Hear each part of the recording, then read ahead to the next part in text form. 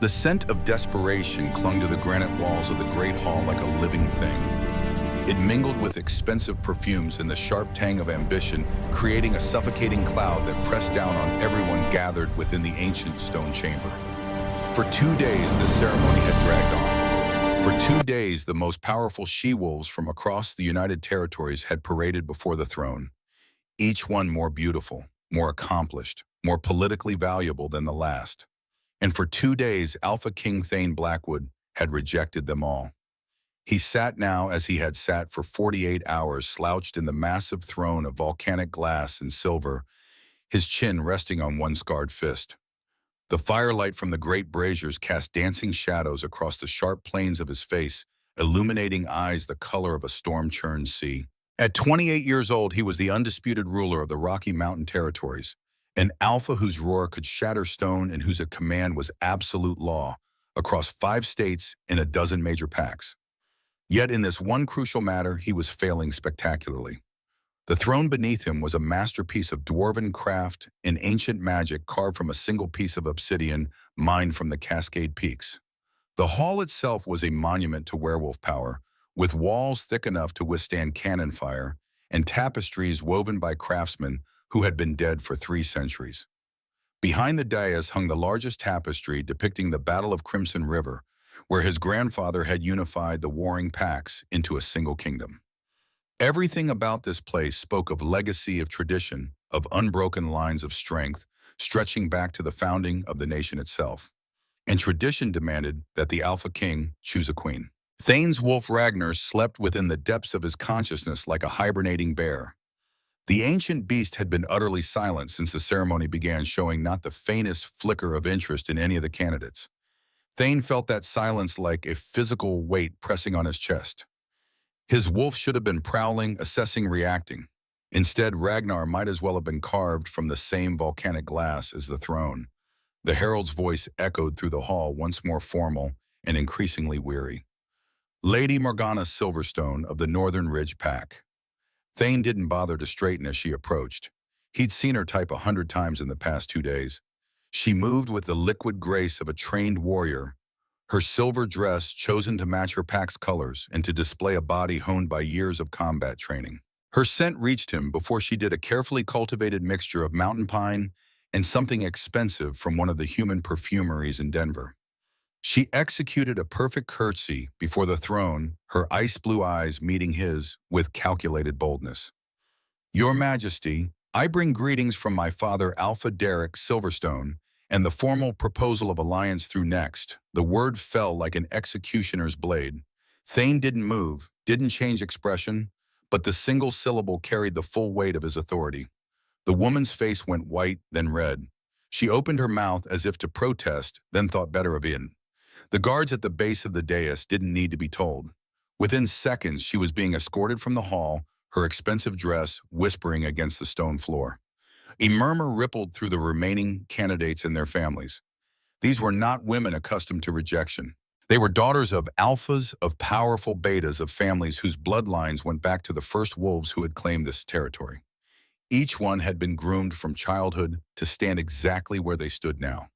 Each one had expected, if not acceptance, then at least serious consideration.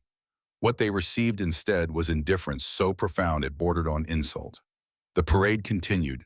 She-wolves from the Sunstone Enclave, their hair gleaming like copper in the firelight, their bodies wrapped in gold silk that whispered promises of warm desert nights and ancient bloodlines untainted by weakness. Warriors from the Riverlands Collective, their proposals accompanied by detailed lists of strategic resources and military alliances their packs controlled. Scholars from the mountain sanctuaries offering wisdom collected over centuries and magical knowledge that most packs had lost. Next, next, next. Each rejection sent another ripple of shock through the assembled nobles. Each dismissal added another layer of tension to the already charged atmosphere. By the second afternoon, the air itself felt dangerous, crackling with suppressed outrage and wounded pride. Beta Garrett Stone stood at the foot of the dais, his expression a carefully maintained mask of diplomatic neutrality. He was Thane's oldest friend, the one person in this hall who could speak plainly to the king without fear. But even Garrett's legendary patience was wearing thin. His dark eyes tracked each rejection, mentally cataloging the political fallout that would follow. Every dismissed she-wolf represented an offended alpha, a strained alliance, a potential enemy where there had been a friend. During a brief pause in the procession, Garrett climbed the 3 steps to the throne. He kept his voice low-pitched for Thane's ears only. Your Majesty, that was the daughter of Alpha Marcus Riverborn. He controls the water rights for half the Eastern Territories. Without his cooperation, our farmers will. She smelled like wet dog covered in rosewater. Thane replied without opening his eyes. Ragnar would sooner mate with a rabbit. Garrett's jaw tightened, but he pressed on. The elders are growing restless. Elder Hawthorne cornered me this morning with barely concealed threats. Without a chosen queen, the lesser packs are starting to see weakness. They're questioning your judgment, your fitness to rule. We need this alliance, Thane. The kingdom needs stability. Thane's eyes opened, and for a moment the full force of his power rolled through the hall like thunder before a storm. Several of the waiting she-wolves actually stepped back, their wolves instinctively recognizing a predator far beyond their ability to challenge. Even Garrett, who'd faced down that power 1,000 times, felt his breath catch. I will not shackle myself to a political trophy, Garrett.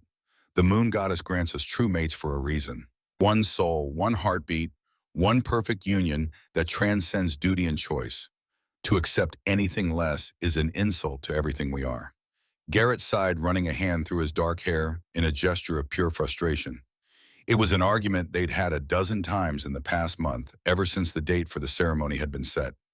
A blasphemy most alphas are forced to commit when their fated mate doesn't appear by their 30th year, he said quietly. You are a king first, Thane. Your personal desires must serve the greater good. Your father, my father, chose power over partnership, and it nearly destroyed this kingdom. Thane's voice was soft, but it carried a razor's edge that made Garrett fall silent. You were there, Garrett. You served him. You saw what that cold marriage did to him, to my mother, to all of us. Do you want me to repeat that mistake? Garrett had no answer for that. He'd served the old king, had watched the slow disintegration of a loveless bond between two powerful wolves who could barely stand to be in the same room. The political marriage had provided the alliances the old king sought, but it had hollowed him out from the inside.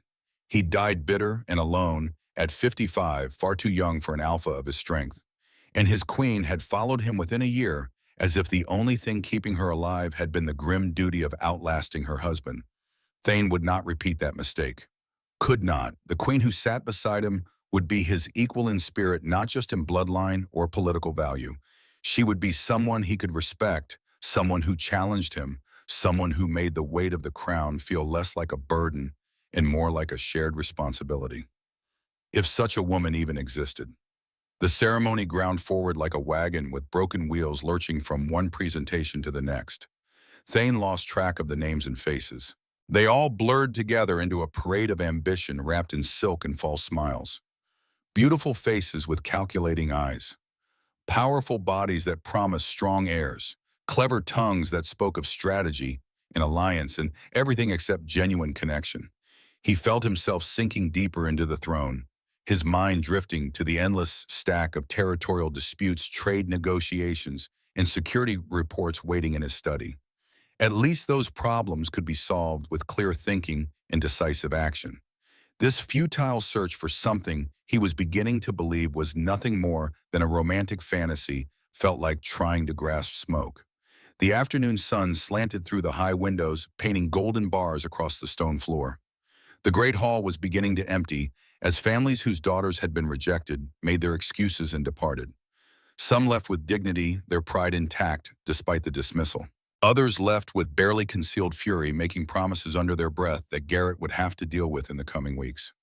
Thane noted each one filed away the political implications and felt nothing but exhaustion. Then came the presentation that would change everything. The herald cleared his throat with a sound that suggested even he found his next announcement unusual. His voice carried a note of confusion mixed with something that might have been embarrassment. Presenting from the caregiver's wing of the citadel, Sienna Vale. The murmur that rippled through the remaining crowd was different this time. Where before there had been competition and calculation, now there was confusion mixed with something uglier.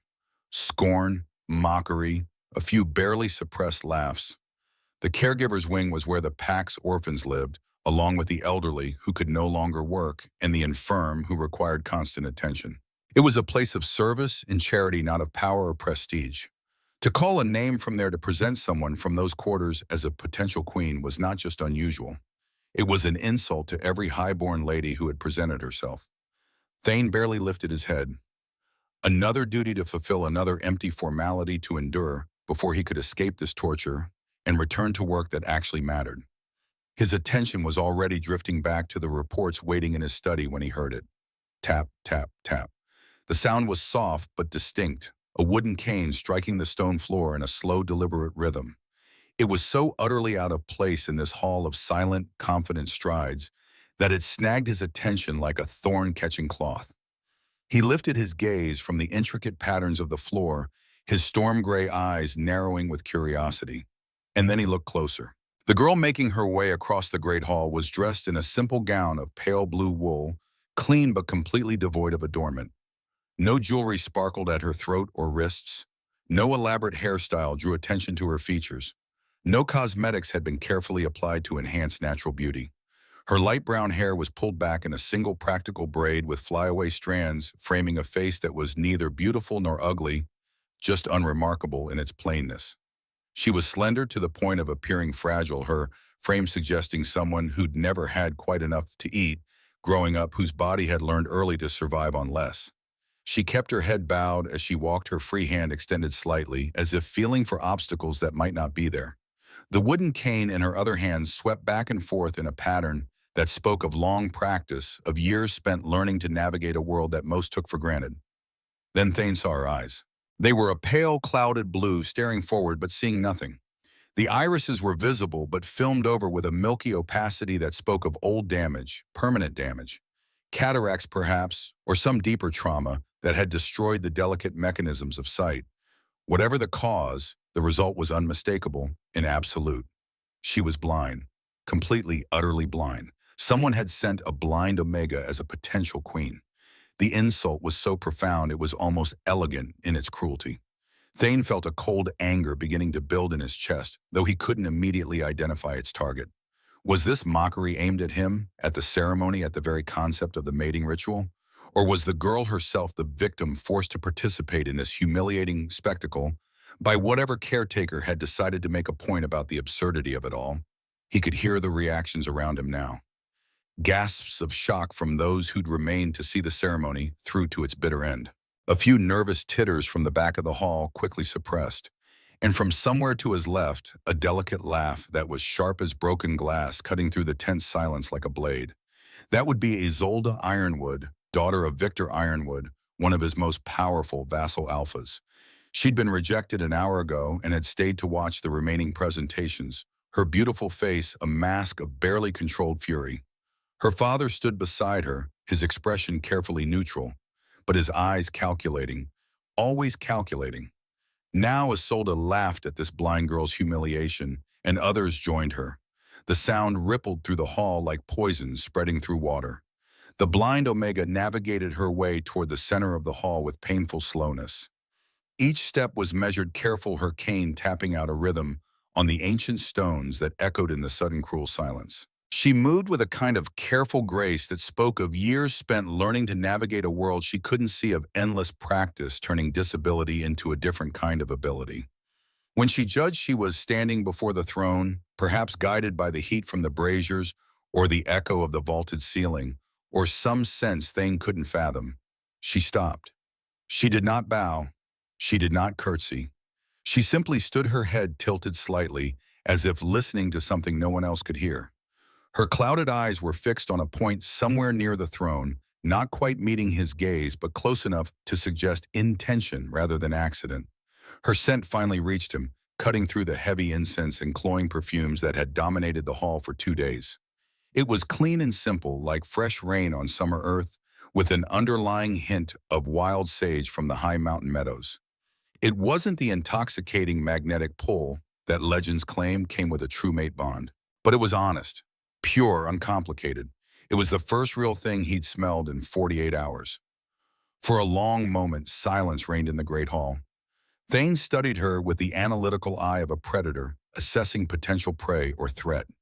That strange feeling in his chest grew stronger, that sense of something different, something that didn't fit the pattern of the past 2 days. It wasn't attraction, not in the way he'd been led to expect. It was something else entirely. Curiosity, interest. She was an anomaly in a sea of predictability, a broken note in a symphony that had played the same melody until he'd wanted to scream. You are Sienna Vale. His voice came out softer than he'd intended, almost gentle, the harsh edge worn away by genuine curiosity.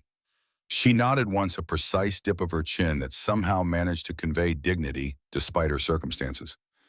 I am Alphaking. Her voice was quiet, but it carried a strange quality, clear as a bell struck in winter. It cut through the oppressive atmosphere of the hall without effort, reaching every corner despite its softness. It was a voice that belonged to someone older, someone who had learned to make every word count because words were all she had, and she'd learned to wield them with precision. Thane leaned forward, his forearms resting on his knees. The movement brought him physically closer to her, and he felt his power unfurl, almost unconsciously filling the space between them like an invisible pressure. It was a test, a habit so ingrained he did it without thinking. He was an alpha. He dominated. It was as natural as breathing. He saw her shoulders tighten, a visible flinch running through her slender frame. Her knuckles went white where she gripped her cane. But she didn't cower, didn't fall to her knees or bare her throat in the instinctive submission that his power usually demanded. She just stood there, trembling but upright, her blind eyes fixed somewhere near his voice with that unnerving, almost accuracy. Look at me when I address you. The command left his mouth before he could think it through, before his brain could catch up to the automatic expectation of an alpha who'd been obeyed his entire life. The moment the words hung in the air, echoing off the stone walls, he knew he'd made a mistake. A terrible, thoughtless, cruel mistake. A wave of embarrassed laughter swept through the hall, louder this time. Someone in the back actually guffawed before being shushed by a companion. Isolde's mocking laugh rang out clear and sharp, joined by her father's deeper chuckle and the nervous titters of nobles who took their cues from those in power. The blind girl's pale face flushed crimson. The color spread from her cheeks down her neck, a visible wave of humiliation that made something twist uncomfortably in Thane's gut. She looked like she wanted the stone floor to open and swallow her whole. He'd seen warriors face down death with more composure than it took for her to keep standing in that moment. Ragnar stirred for the first time in 2 days, not with anger at being challenged, but with something else. Discomfort. Shame. The wolf didn't speak, but Thane felt the emotion radiating from that ancient consciousness. You hurt her. For no reason. You hurt her. He was about to dismiss her to end this pathetic spectacle and let her escape back to whatever corner of the citadel she'd been dragged from. The words were forming on his lips, the gesture of dismissal already lifting his hand. He would let her leave with whatever dignity she could salvage, and he would have strong words with whoever had thought it appropriate to subject her to this humiliation. But then she did something no one expected. She lifted her head. Her blind, clouded eyes turned toward the sound of his voice and fixed on him with an intensity that suggested she could see straight through his skull into his thoughts. A single tear traced a path down her flushed cheek, glittering in the firelight like a diamond. But her chin came up. Her spine straightened despite the trembling in her limbs. And when she spoke, her voice was no longer quiet. The air in the great hall grew thick and still charged with the unspoken shock of the assembled pack. Every eye was fixed on the blind Omega, who, instead of crumbling under the weight of the king's careless command and the court's subsequent mockery, had lifted her head in a display of silent, heartbreaking pride. Thane felt a muscle twitch in his jaw. Shame, hot and unfamiliar, crawled up his spine like fire ants. He'd intended to be dismissive, perhaps, but not cruel. Never deliberately cruel. The shame curdled almost immediately into something else, something harder to name. Irritation. Confusion. This girl, this Omega, was making a spectacle of his ceremony. Worse, she was making him feel like he'd done something wrong when all he'd done was follow protocol, maintain the natural order of things. You have been presented. His voice returned to its usual icy, imperious tone, the brief softness gone as if it had never existed. The mask of kingship settled back over his features like armor. I have seen you. You are dismissed. He waved one hand in a gesture of finality he'd used 24 times in the past 2 days. It meant the same thing every time. Leave. Go back to wherever you came from. Forget this ever happened. Return to your small life and stay out of sight where you belong. He expected her to duck her head in relief, to turn and hurry away with whatever dignity she could salvage from this disaster. He expected her to scurry back to the shadows of the caregiver's wing and never darken his hall again, to become just another forgotten face in the endless parade of disappointments. She did not move. Her cane remained planted on the stone floor like a flag staked in conquered territory. Her body remained facing the throne, though her legs trembled with the effort of staying upright under the weight of his power and the stares of 100 judging eyes. The only sound in the great hall was the faint crackle of the braziers and the distant whisper of wind through the high windows. Garrett took a half step forward, his voice careful but firm. "Sienna Vale, the king has dismissed you. You are free to leave." But still she didn't move. Instead, she drew a slow, deliberate breath. The sound of it was loud in the silence, and Thane saw her gather something inside herself, some reserve of strength he wouldn't have guessed she possessed. Some core of steel hidden beneath the fragile exterior. When she spoke, her voice was no longer the quiet, bell-like tone from before. It trembled, yes, but not with fear. It trembled with emotion held back by a dam that was cracking under immense pressure, with words that had been swallowed for too long finally forcing their way to the surface. With respect, Alphaking. She paused, and though her eyes couldn't see, Thane had the strangest sensation that they were boring into his soul, seeing things that had nothing to do with physical sight. "I know you have seen me. Every person in this hall has seen me. They see a blind Omega, a burden, a token presented here to fulfill a law that demands all unmated she-wolves attend this ceremony. I did not ask to be here. I did not ask to stand before you and be judged unworthy on sight alone. I understand my duty. But I will not be dismissed like faulty crockery, a thing to be discarded without a second thought. I ask only for the dignity you would grant any member of your pack, the dignity of being addressed as a person, not a thing. Grant me that, and I will leave with my self-respect intact." The words fell into the space like stones into still water, sending ripples of shock through the assembled nobles that would reach the far corners of the kingdom before nightfall. The hall erupted in gasps and whispers. Thane sat up straighter, his hands gripping the armrests of his throne, hard enough that the volcanic glass creaked under the pressure. This was not the response of a meek Omega. This was not protocol. This was not acceptable. This was madness, complete in utter madness. An Omega, a blind Omega, was lecturing the Alpha King about dignity and respect. In his own hall, in front of his entire court, in front of witnesses who would carry this story to every pack in the territory. But she wasn't finished. Her voice gained strength with each word, as if speaking the truth was feeding some hidden fire inside her, some flame that had been banked for years and was now roaring to life. The dignity of being seen as a person, not as a broken thing, to be pitied or mocked. That is all I ask. That is all I have ever asked. Isolde's face was a mask of scandalized disbelief, her mouth hanging open in a very unladylike expression of shock. Her father, Victor Ironwood, looked like someone had struck him across the face with a frozen trout. His carefully maintained neutral expression had cracked, revealing something underneath that might have been fear or calculation, or both. Several of the remaining nobles actually took steps backward, as if expecting the king to explode into violence at any moment, as if the very walls might come down from the force of his rage. Thane felt something low in his chest. A growl was building there, a rumble of power that made the braziers flicker and the weaker wolves whimper. But it wasn't coming from him. It was Ragnar. The ancient wolf who had slept through 2 days of presentations from the most beautiful and powerful she-wolves in the territory was stirring. Not with anger at this incredible display of disrespect, with interest, with fascination, with something that felt dangerously close to approval. "You dare," Thane's voice dropped into a register that promised violence that carried the weight of absolute dominance. The very air seemed to vibrate with his power, and several of the lesser wolves in the hall actually whimpered, their wolves recognizing a predator so far beyond their ability to challenge that instinct, screamed at them to submit or flee. "You dare question my judgment in my own hall." The pressure of his power increased, rolling out in waves that would have driven most wolves to their knees. But the blind Omega impossibly remained standing. I questioned no one's judgment. The tears were streaming down her face now, but her voice remained steady, steady and clear, and utterly, impossibly defiant. I only asked for the dignity you would grant any member of your pack, the dignity of being addressed as a person, not a thing.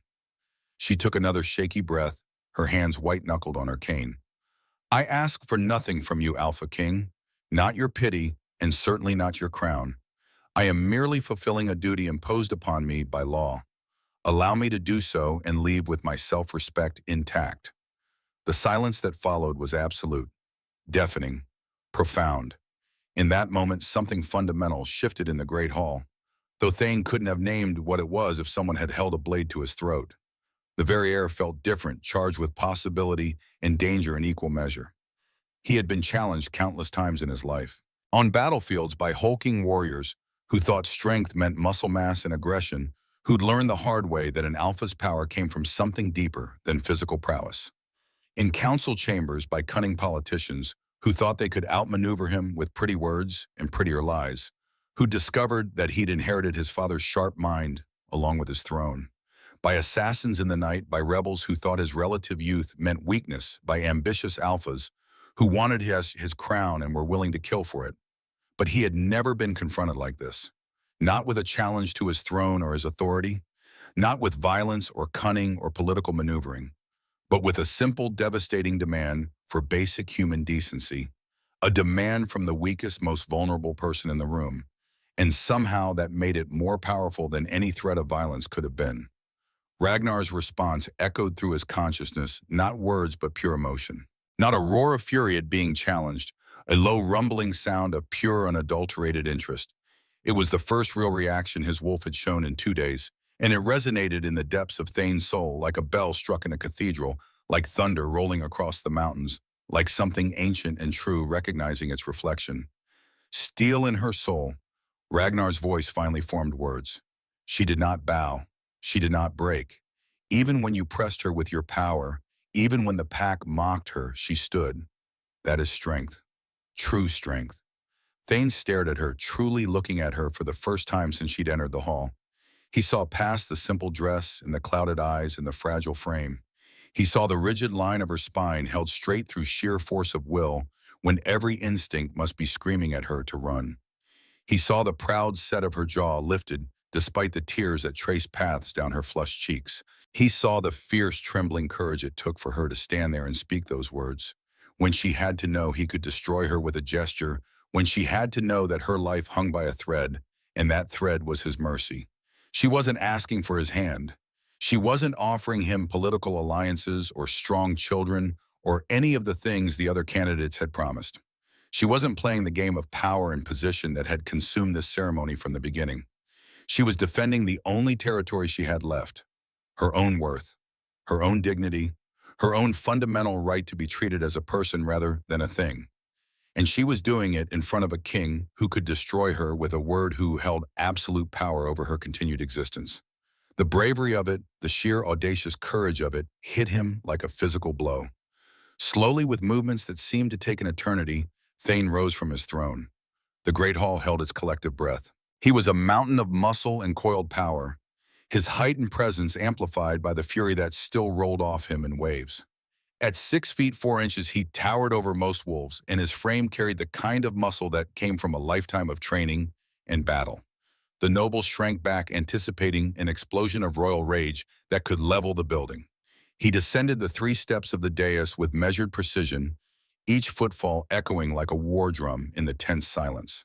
He crossed the distance between the throne and the spot where Sienna stood, eating up the space with his long stride, until he stood less than a foot from her, close enough that she must feel the heat radiating from his body like standing next to a bonfire. He towered over her. She barely reached his chest, a willow sapling before an ancient oak. He could feel her heart hammering against her ribs like a trapped bird, a frantic rhythm that spoke of terror barely controlled. Her scent intensified this close rain and sage and something else underneath. Something that smelled like the moment before lightning strikes, like ozone and possibility. What is your name again? His voice was a low, intimate rumble, softer than his shout had been, but somehow more terrifying. It was the voice of a predator who decided to give his prey his full attention to really see the creature before deciding whether to destroy it or let it live. Sienna Vale. The words came out as barely a whisper, her defiance finally cracking under the weight of his proximity and power. Sienna Vale. He repeated it slowly, tasting the syllables as if they held some secret meaning. His hand rose, moving slowly so as not to startle her, though he saw her flinch anyway. His calloused fingers touched her chin, tilting her face up toward his. Her skin was impossibly soft under his touch, like silk over steel. He could feel the frantic pulse in her throat under his thumb, could sense the fear that sang through her veins. He studied her face from inches away. The silvery scars around her eyes barely visible, old enough to have faded but new enough that she'd been young when she received them. Some violence in her past had taken her sight, and the scars told a story of pain that made his chest tighten. The flush that still colored her cheeks, the mortification not quite faded, the tears that clung to her lashes like diamonds, the way her lips pressed together, holding back words or sobs or both. No one in this hall will ever dismiss you again. The words fell into the silence like an avalanche, like a decree from on high, like a fundamental law of nature being rewritten. They were not comfort. They were not reassurance. They were a pronouncement delivered with the full weight of royal authority, a promise and a threat wrapped together. Every person in that hall heard them. Every person understood on some primal level that had nothing to do with conscious thought that something significant had just happened. He had not accepted her. He had not chosen her as his queen, but he had marked her with his attention, had placed her under his protection, had declared before witnesses that she was not to be dismissed or disrespected. And in the world of wolves, where hierarchy was everything and the attention of the Alpha King was the most dangerous and coveted thing of all, this was nearly as binding as a mating bond. He released her chin and turned his storm-colored eyes sweeping over the stunned faces of his court.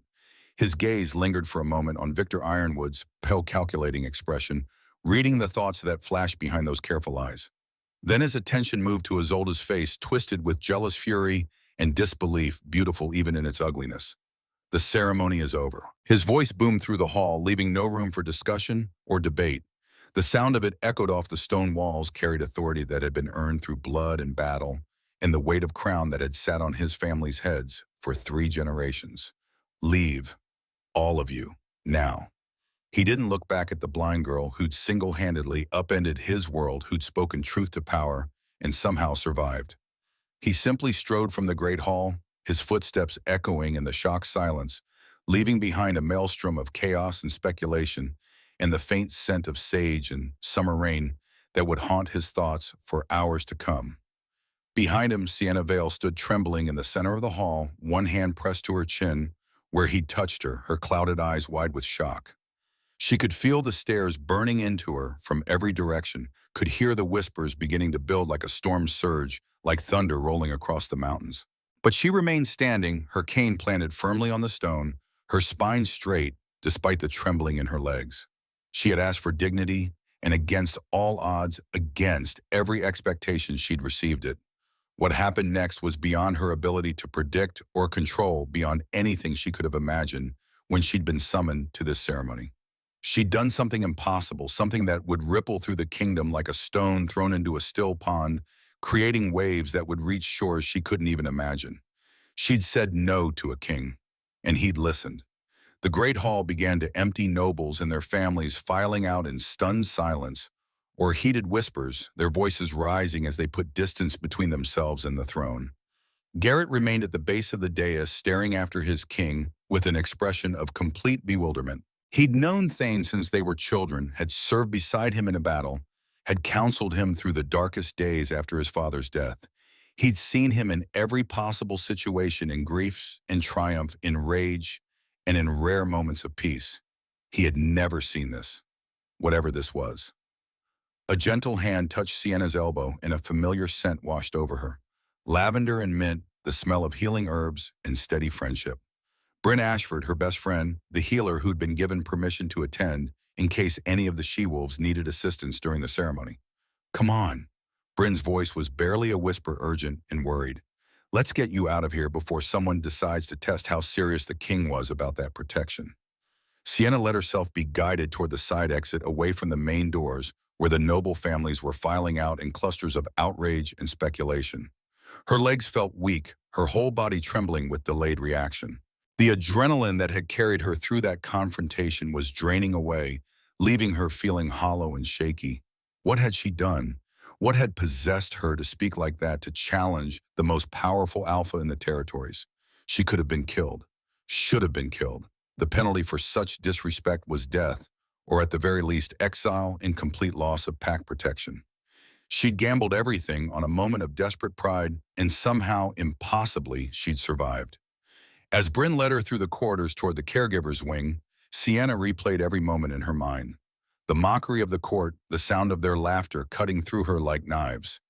The careless command that had sliced through her dignity like a blade through silk. The sudden overwhelming fury that had given her the strength to speak when every instinct screamed at her to stay silent and small and safe. And his response. Not the explosion of violence she'd expected, the punishment that should have followed such defiance, but that strange measured attention, that gentle touch, and it had been gentle despite the power behind it. That decree that had somehow felt more binding than any law written in their ancient books. No one in this hall will ever dismiss you again. What did that mean?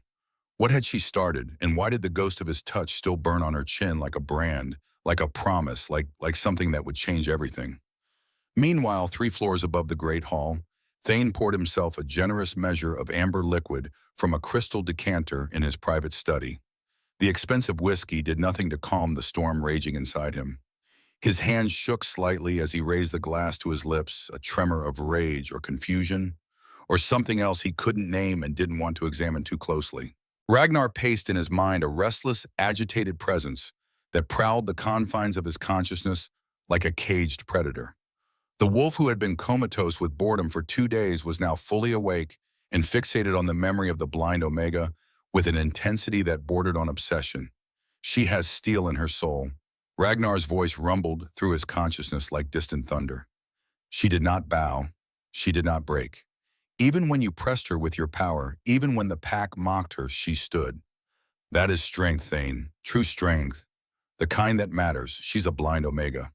Thane muttered aloud to the empty room, swirling the liquor in his glass and watching the light catch in the amber liquid. The lowest rank in pack hierarchy. Physically imperfect. An object of pity.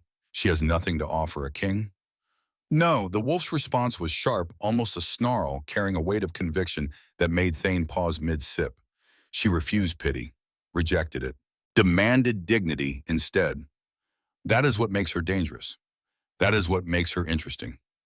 That is what makes her different from every other female who paraded before us with their calculations and ambitions. Thane drained the glass in one swallow, welcoming the burn down his throat, hoping it would chase away the confusion that clouded his thoughts.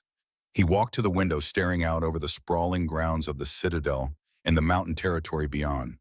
The sun was setting now, painting the peaks in shades of gold and crimson, the same colors that had illuminated her face when she'd stood before him. Somewhere below in the humble quarters of the caregiver's wing, Sienna Vale was probably wondering if she just signed her own death warrant. The thought bothered him more than it should have, created an uncomfortable pressure in his chest that he didn't want to examine. She'd spoken truth to power and survived.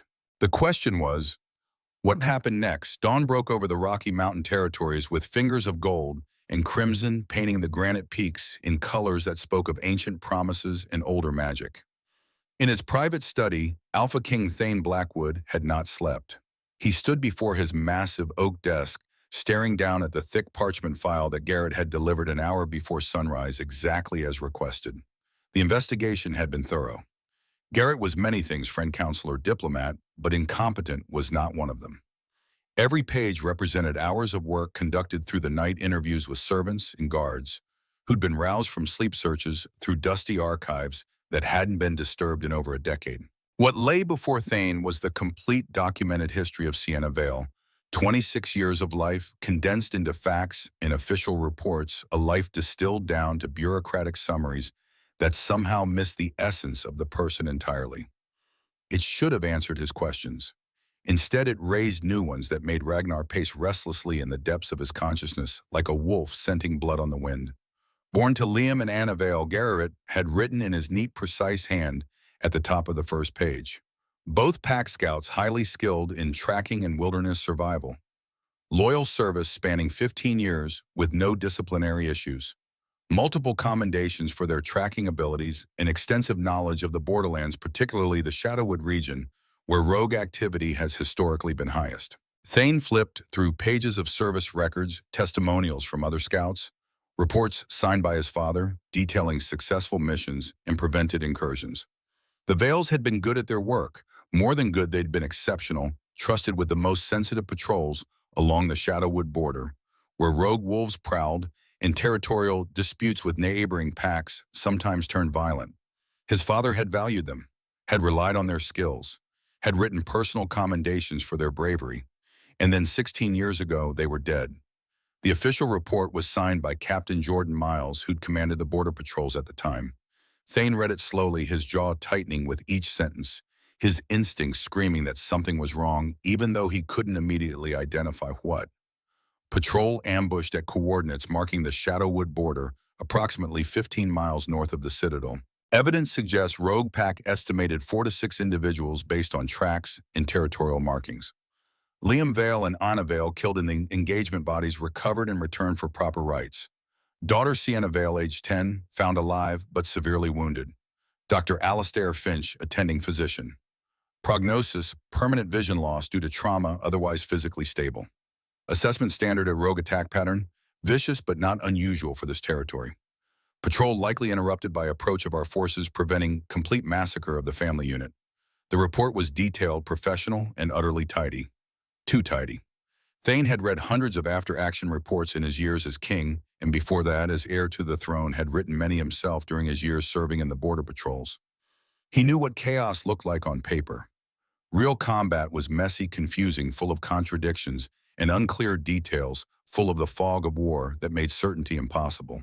This read like someone had known exactly what story they wanted to tell before they'd even arrived at the scene. He moved to the medical report signed by Dr. Finch in a spidery hand that spoke of age and long practice.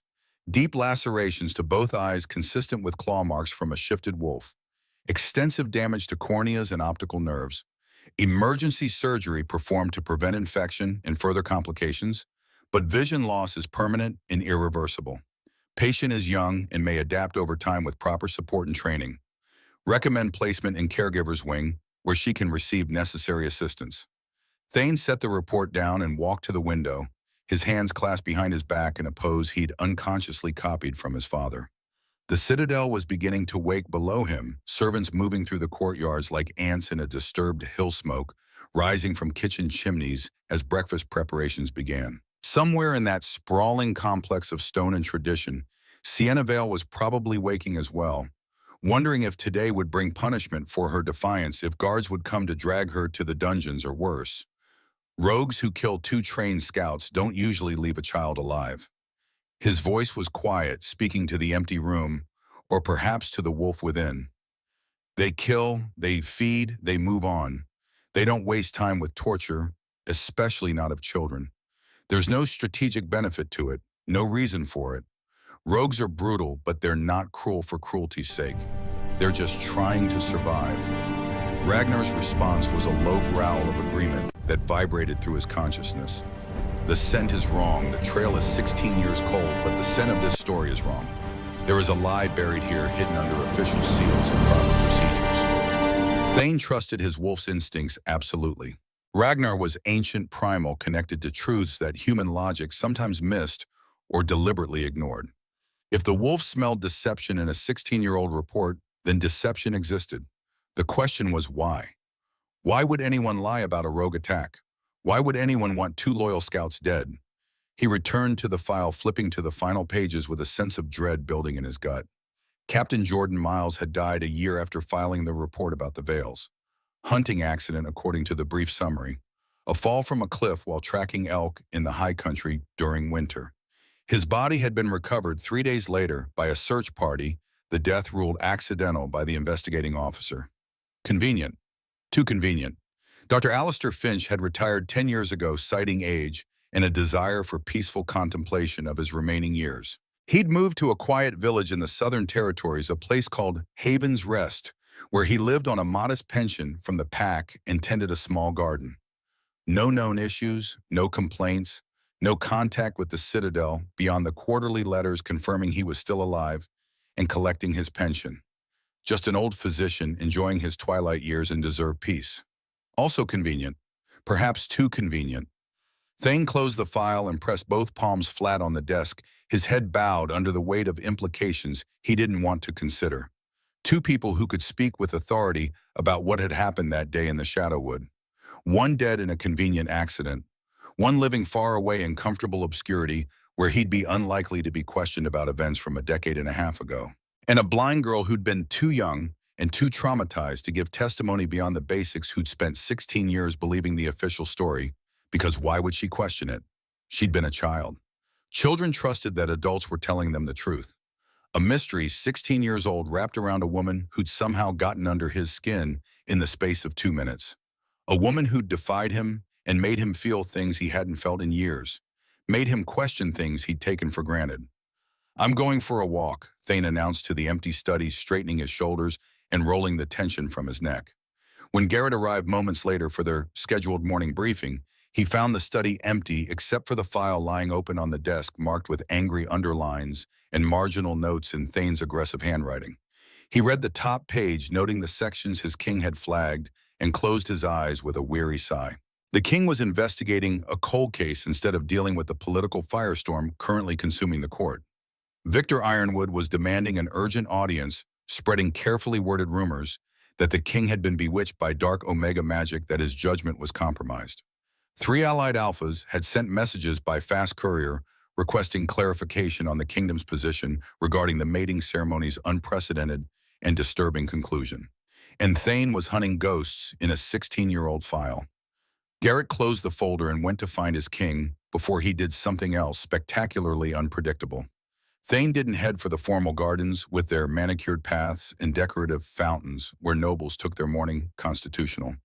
He didn't go to the training grounds where his warriors were already running drills, their shouts and the clash of practice weapons echoing off the stone walls. His feet carried him toward the functional parts of the Citadel, the areas where the actual work of maintaining a pack happened, away from noble eyes and political maneuvering. He followed a scent he'd only consciously registered yesterday, but that Ragnar had locked onto with unnerving precision, as if the wolf had been tracking it even while sleeping. Fresh rain and wild sage.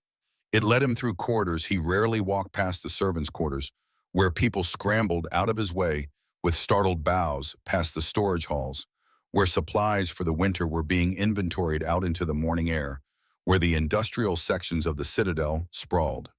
The herb garden was tucked behind the infirmary, sheltered by a high stone wall that protected delicate medicinal plants from the harsh mountain winds that could strip leaves from branches and freeze tender shoots overnight. It was a small space, no more than 30 feet square, but it was carefully tended with obvious love. Rows of medicinal herbs grew in neat beds marked with wooden stakes, their scents mingling into something complex and soothing: lavender for calming, chamomile for pain, sage for purification, rosemary for memory. Sienna was kneeling by a patch of lavender, her fingers moving gently over the plants, with the practiced touch of someone who knew them intimately. Her face was turned up toward the morning sun, eyes closed, a small smile playing at the corners of her mouth. She wore a simple work dress of brown, homespun, practical, and worn, and there was a smudge of dirt on her cheek. Without the pressure of the court watching, without the weight of 100 judging eyes, she looked younger, more at peace, almost happy. Thane stopped at the garden gate, watching her in silence. She was humming something under her breath, a melody he didn't recognize, but that sounded old, like something passed down through generations. Her hands moved with practiced confidence, checking each plant by touch, occasionally pinching off a dead leaf or spent flower and tucking it into a basket beside her. She froze the moment his boots scraped against gravel. Her head turned toward him with the precision of a hunting owl pinpointing a mouse in tall grass, and all the peace drained from her expression like water from a broken vessel replaced by tension so immediate it was almost painful to watch. Alphaking. The words came out barely above a whisper. She scrambled to her feet, dirt falling from her dress in small cascades, her hands clutching at her apron in a nervous gesture. I wasn't expecting." Her words tangled together, tripping over each other, and she stopped swallowing hard. Thane stepped into the garden, letting the wooden gate swing shut behind him with a soft click. There is no need for titles here, Sienna Vale. His voice was quieter than it had been in the Great Hall yesterday, the dangerous edge smoothed away, replaced by something almost gentle. I was walking. This is a quiet part of the grounds. She stood very still, her whole body alert like a deer sensing a predator nearby. Most nobles prefer the rose promenade, the subtle implication that he didn't belong here, that he was out of place in this working garden, made something almost like amusement flicker through him. I am not most nobles. He took a few steps closer, noting how she tracked his movement perfectly by sound, and alone, her head turning to follow him with uncanny accuracy. I came to apologize. The surprise on her face was genuine and complete. Her mouth opened slightly, and for a moment she looked like she'd forgotten how to form words, like he'd spoken in a foreign language she didn't understand. My command yesterday was careless and cruel. The words felt foreign on his tongue, difficult to shape. Kings did not apologize. Kings commanded, decreed, passed judgment, but they did not admit fault. Yet here he was speaking words his father would have died before uttering. I spoke without thinking, and you bore the humiliation of my thoughtlessness in front of the entire court. That was beneath the behavior expected of a king, beneath what I should be. He paused, watching her face for reaction. I am sorry. Sienna stood in silence for a long moment, her clouded eyes fixed somewhere near his chest. He could see her processing, weighing, trying to determine if this was genuine or some new form of mockery. Then she gave a slight jerky nod. Apology accepted, Your Majesty. The formal title hung between them like a wall. She'd erected a barrier of protocol and proper distance. He supposed he deserved that. He'd hurt her, however unintentionally, and walls were what people built to protect themselves from being hurt again. He moved closer, studying her in the morning light with an intensity that would have made most wolves uncomfortable. The scars around her eyes were more visible now, thin silver lines that spoke of violence and loss. They were old scars, well healed, but they told a story of pain that made something in his chest tighten uncomfortably. How do you do that? Do what she asked, wariness in every syllable, her body tensing as if preparing to flee. Know exactly where I am. He gestured, then remembered she couldn't see the gesture and felt foolish. You look at me as if you can see me. Track my movements. It's uncanny. She hesitated, her fingers twisting in the fabric of her apron. It was a nervous gesture, very human, and it made her seem less like the defiant figure from yesterday and more like a young woman out of her depth, trying to navigate waters far too deep and dangerous. I don't see with my eyes. Her voice was soft, almost reluctant to share this piece of herself. The world is made of other things when you can't use sight. Your footsteps are heavy, deliberate. They tell me where you are and how you're moving. The air shifts when you move, displaced by your size and presence. I can feel the pressure changes. And your presence? She paused, a flush creeping up her neck, spreading across her cheeks in a way that made him intensely curious about what she wasn't saying. And my presence, he prompted, taking another step closer, wanting to hear this, needing to understand how she perceived him. The flush deepened to a color that rivaled the sunset. Your presence is like a fire, like standing near a bonfire. It's easy to know where a bonfire is burning, even in complete darkness. You can feel the heat, sense the energy. Her voice dropped almost to a whisper. And you smell of pine from the high country, old leather like the bindings of ancient books, and he was close now, close enough to catch her scent again, that rain and sage that seemed to cut through everything else. And loneliness. The word came out soft but clear, dropping into the space between them like a stone into still water. You smell of loneliness so deep and cold, it makes my chest ache. The last word hit him like a physical blow, like she'd reached through his carefully constructed defenses and touched something raw and true that he'd spent years hiding. He'd spent his entire life cultivating an image of unassailable strength, a king who needed nothing and no one, who was complete unto himself. He'd built walls of ice and authority and around anything that might be construed as weakness or need. And this blind girl had walked past all of it in seconds, reading him like one of those ancient books she'd mentioned, seeing truths that had nothing to do with physical sight. Loneliness is the price of a crown. The words came out rougher than he'd intended, defensive, a wall going up even as he spoke. A king must stand apart, must be above the petty concerns and connections that bind ordinary wolves. It comes with the territory. Is it? Her head tilted in that strange gesture he was beginning to recognize as her version of a searching look of really examining something. Or is it the price of a cage you built for yourself? A choice you made to isolate yourself because it felt safer than risking connection. Before he could process the audacity of her question, before he could formulate a response that didn't involve admitting she might be right, a sharp voice cut through the morning air like a blade through silk. There you are. I have been looking everywhere for you, Your Majesty. Thane turned, irritation flashing through him at the interruption. Victor Ironwood was striding down the path toward the garden, his daughter Isolde just behind him, like a beautiful angry shadow. Victor was 55 but looked a decade younger, his body maintained through rigorous training and his face carefully composed into an expression of concerned dignity. His dark hair was going silver at the temples in a way that made him look distinguished rather than old, and he wore the formal attire of a high-ranking alpha. Rich fabrics, subtle displays of wealth, everything calculated to project power and status. Isolde was beautiful in the way of a statue carved from ice cold and perfect and utterly lifeless. Her blonde hair was arranged in an elaborate style that must have taken her maid hours, her dress a calculated display of elegance and wealth.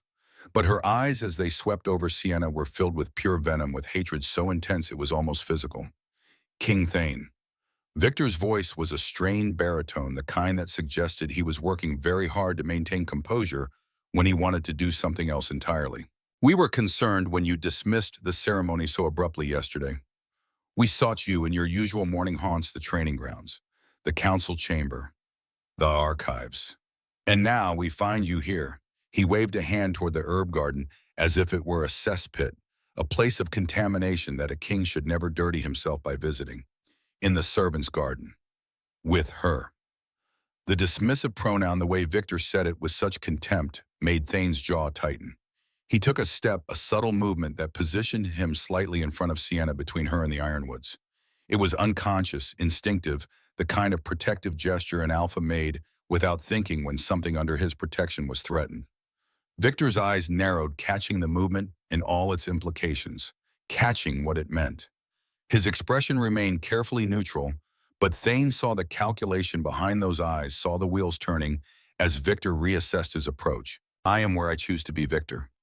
Thane's voice dropped into a register that carried unmistakable warning, the kind of tone that had preceded executions and exiles. A wise man does not question his king's choices or movements. It tends to end poorly. Of course not, Your Majesty. Victor's smile didn't reach his eyes, didn't soften the hard line of his mouth. We simply worry for your well-being. The court is in considerable disarray after yesterday's events. Decisions were made that have caused confusion among your allies, concern among the elder council. We merely seek clarity. Isolde stepped forward, ignoring her father's cautioning hand on her arm. She'd been rejected yesterday and had stayed to witness Sienna's moment in the hall. The humiliation still burned in her eyes like coals, but it was mixed now with something uglier. Contempt, rage, jealousy twisted into something poisonous. What could you possibly want with her? The words came out sharp and cruel, flaying the morning peace like a whip across bare skin. She is a broken, useless omega, a charity case that should have been sent away years ago to spare the pack the burden. She looked directly at Sienna now, her lip curling in disgust. The pack would be stronger without such drains on our resources. We should cull the weak and let the strong thrive, not waste time and energy coddling those who contribute nothing. The cruelty of the words was calculated, designed to wound, to break, to drive home the message that Sienna was worthless and unwanted. Thane felt her flinch behind him, as if she'd been physically struck, heard the sharp intake of breath that spoke of pain deeper than physical injury, and something inside him snapped. It wasn't rational thought that moved him. It wasn't political calculation or careful consideration of consequences. It was pure instinctive fury. A possessive rage so black and absolute, it came from a place deeper than his human mind, from the wolf within that had claimed this blind omega as pack as valuable as his to protect. Thane's eyes flashed gold, not a hint of color bleeding through, but a full transformation, the wolf showing through the human facade like fire through paper.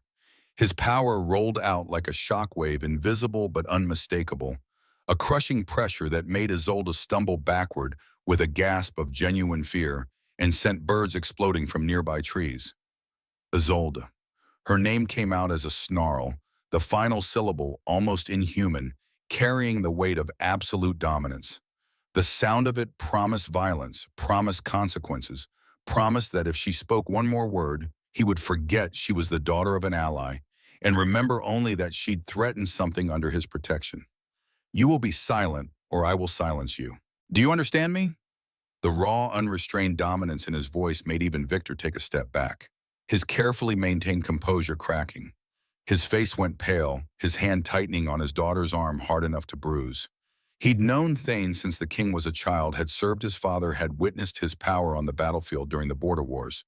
But this was different. This was primal alpha rage, the kind that cared nothing for politics or consequences, or alliances carefully built over decades. Isolde's mouth opened and closed soundlessly, all color draining from her face until she looked like a ghost. She looked to her father, desperately seeking rescue, but Victor was smart enough not to intervene. He placed a restraining hand on his daughter's arm more firmly, his expression carefully neutral, despite the shock in his eyes and the rage that Thane could smell coming off him in waves. Behind Thane, Sienna spoke. Her voice was trembling but clear, and what she said changed. Everything shifted, the entire foundation of what Thane thought he knew. It's not true. 3 words. Quiet. But they fell into the charged silence like stones into glass, shattering something that couldn't be repaired, revealing cracks that went deeper than anyone had imagined. Thane turned to look at her, his wolf still riding close to the surface. She was pale, shaking her hands clenched into fists at her sides so tight her knuckles had gone white. Her blind eyes were wide, and there was something in her expression that spoke of a dam about to break, of secrets about to flood out after being held back for far too long. What is not true, he asked gently, his rage banking but not disappearing, still simmering just beneath the surface, ready to explode again. Sienna's breath came in short gasps, her chest heaving. She looked like she was standing on the edge of a cliff trying to decide whether to jump, whether the fall would kill her or set her free. The accident. In the forest 16 years ago. It wasn't just rogues. The garden fell into a silence so complete that Thane could hear his own heartbeat slow and steady, despite the adrenaline coursing through his veins. He could hear the wind in the trees beyond the wall, the distant sounds of the citadel, waking the rasp of Sienna's frightened breathing. Victor Ironwood went rigid, his face suddenly the color of old parchment gray and lifeless. His hand tightened on Isolde's arm until she made a small sound of pain, but he didn't seem to notice. What did you say? Thane's voice was deadly quiet, the kind of quiet that preceded storms and executions. Sienna's whole body trembled, but she pressed forward, the words coming faster now, as if speaking them was the only way to survive. There was another scent that day. Not just the rot and madness of rogues. There was a pack wolf, someone I knew, someone familiar, someone from our pack. Her voice broke on the last word, but she pushed through the emotion, through 16 years of repressed memory, clawing its way to the surface. They were there. They watched my parents die. They watched, and they did nothing to stop it. The accusation hung in the morning air like smoke from a funeral pyre, poisoning everything it touched. Thane's mind raced, connecting dots at lightning speed, seeing patterns emerge from chaos.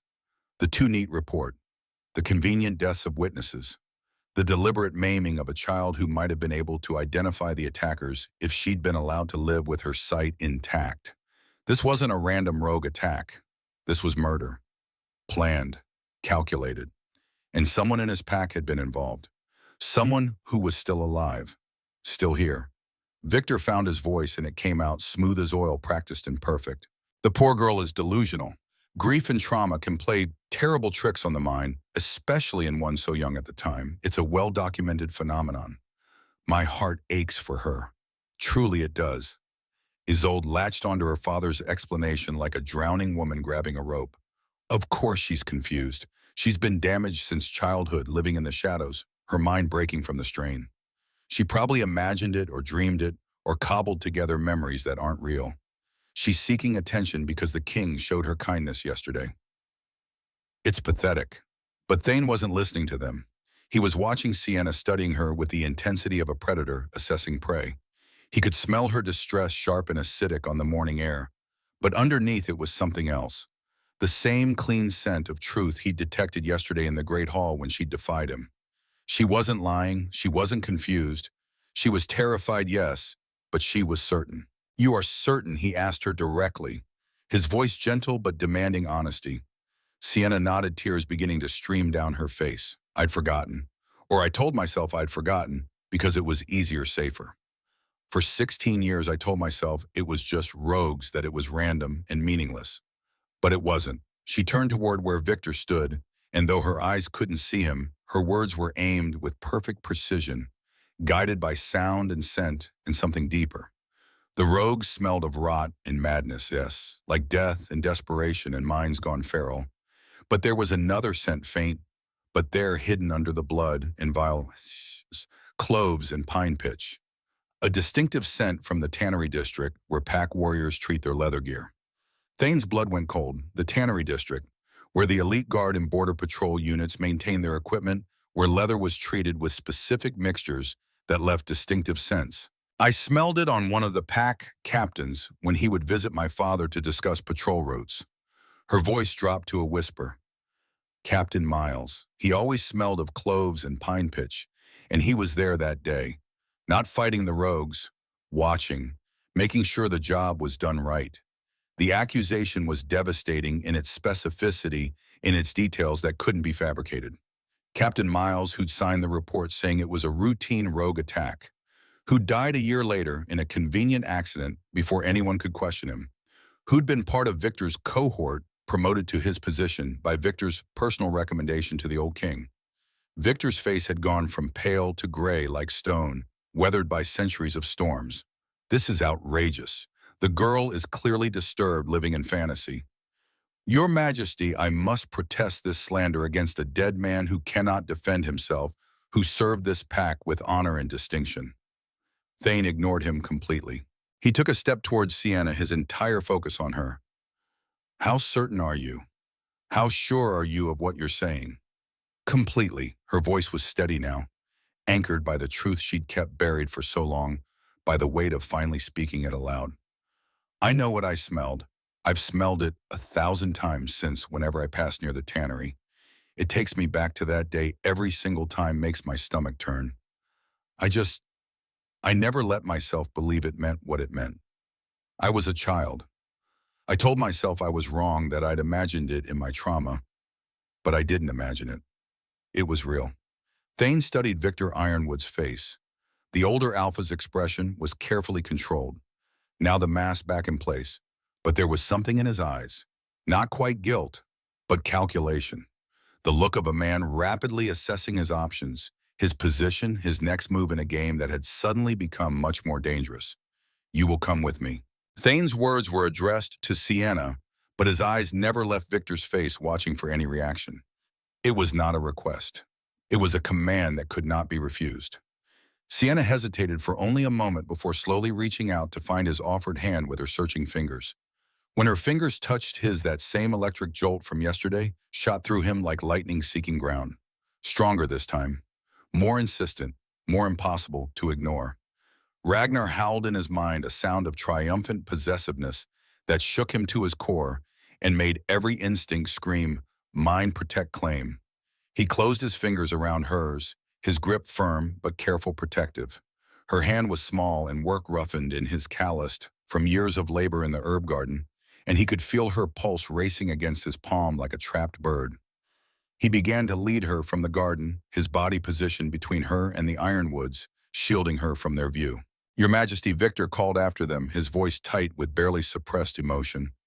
"Surely you're not giving credence to the ravings of a damaged Omega. This is beneath your dignity, beneath the crown itself."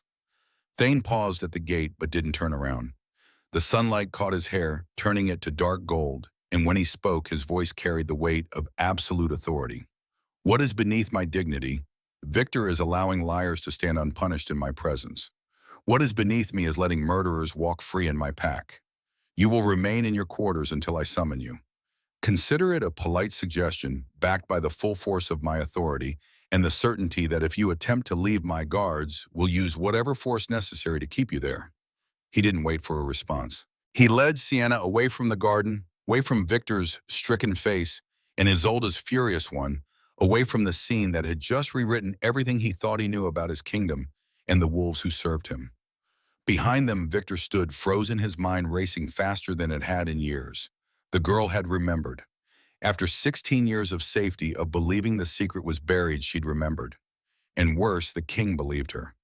All his careful planning, all the loose ends he'd tied off with bribes and convenient accidents, all the years of security were unraveling because of a blind Omega's sense of smell. He'd have to act, and soon. Thane led Sienna through corridors she'd never walked before, past guards who snapped to attention and stared with barely concealed shock at the sight of their king holding an Omega's hand with such obvious protectiveness. He brought her to a room she'd heard of but never seen, never imagined she'd be allowed to enter, a private sitting room adjacent to the royal library, where sunlight streamed through tall windows, and the walls were lined with books whose age she could smell from the doorway, leather and parchment, and the accumulated wisdom of centuries.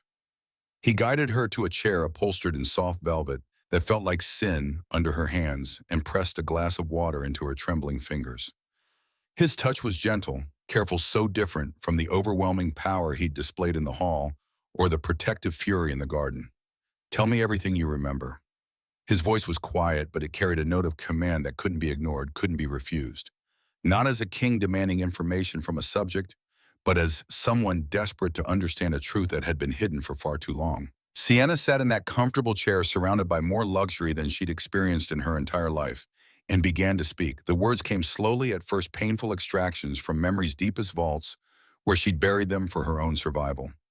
Then faster, gaining momentum, as if a dam had broken, and 16 years of repressed horror came flooding out in a torrent that couldn't be stopped.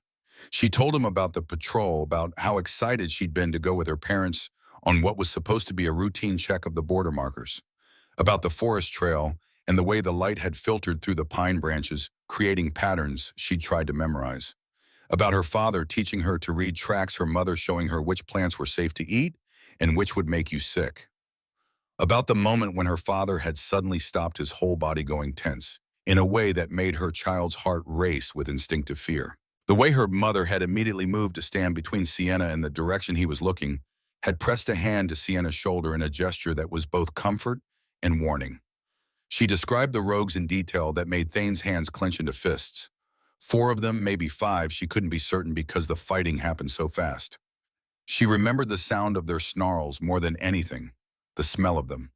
Unwashed bodies and minds gone feral from too long without pack structure. The way they'd moved, coordinated despite their madness, like they'd done this before. She remembered her father shifting, the sound of his bones reshaping, that she'd heard 100 times before, but this time was accompanied by his desperate battle cry. The way he'd thrown himself at the attackers, buying time, protecting his family the only way he could.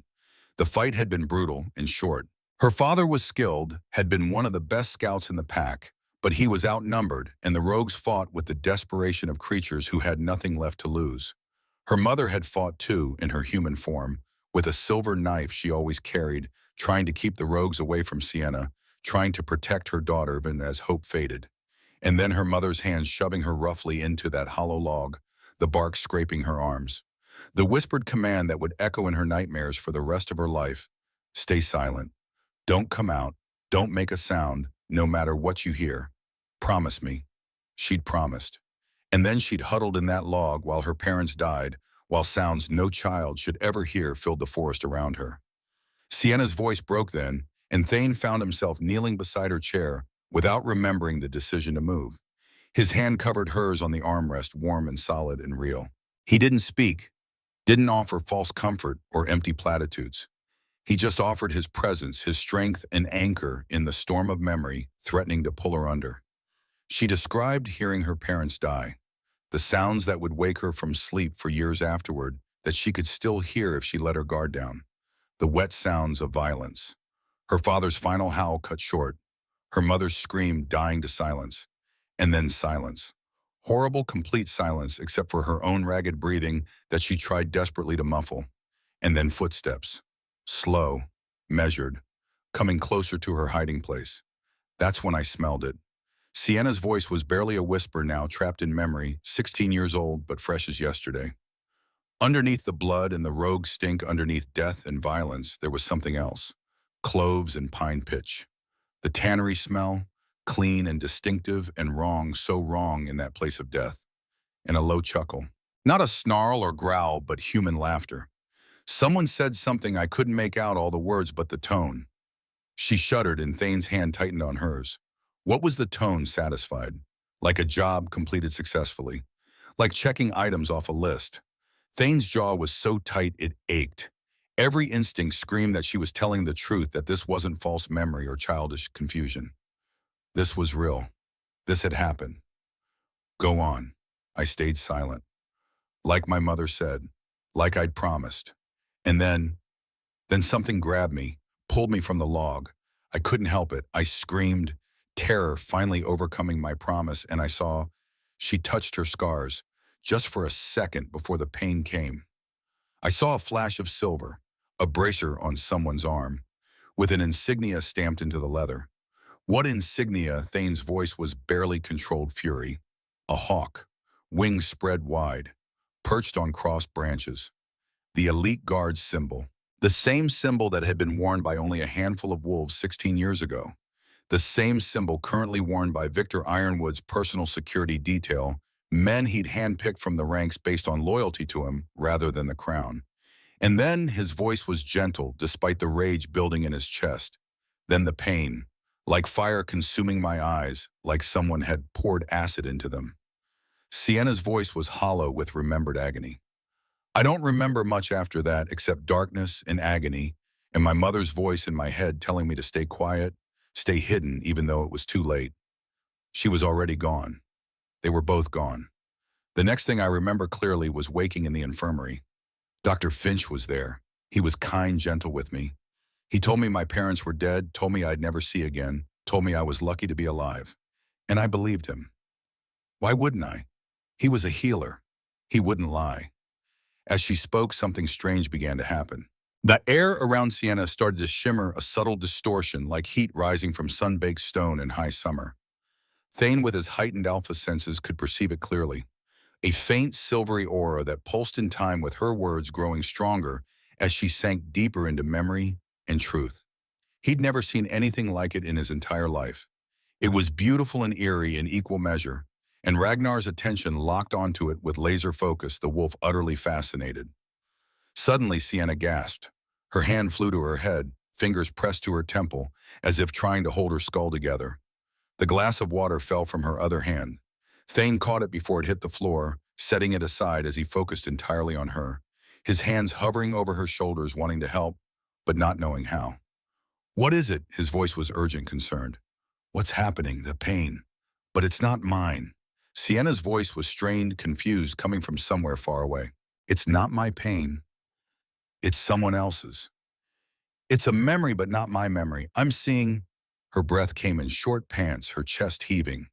The silvery aura around her intensified until even someone without alpha senses might have seen it, might have felt the power building in the room. I see a room. Sienna's voice had changed, taken on a strange, distant quality, like she was speaking from the bottom of a well. Dark wood paneling, a desk, a map of shadowwood spread across it with markers showing patrol routes. There's a man. His face is in shadow, I can't see it clearly, but he's wearing a ring. A signet ring with a hawk and thorn branches intertwined. Thane's heart stopped. The Ironwood family crest. A hawk perched on thorn branches representing strength tempered by careful defense power, wielded with precision. Every member of Victor's bloodline wore that ring, had worn it for 5 generations. The man is speaking to someone else. Sienna continued, her face contorted with effort, or pain, or both. Captain Miles. I can see him now, younger than I remember, but it's him. His face, the shadowed man, is giving him something. A pouch. Heavy. It clinks. Gold. Payment for something.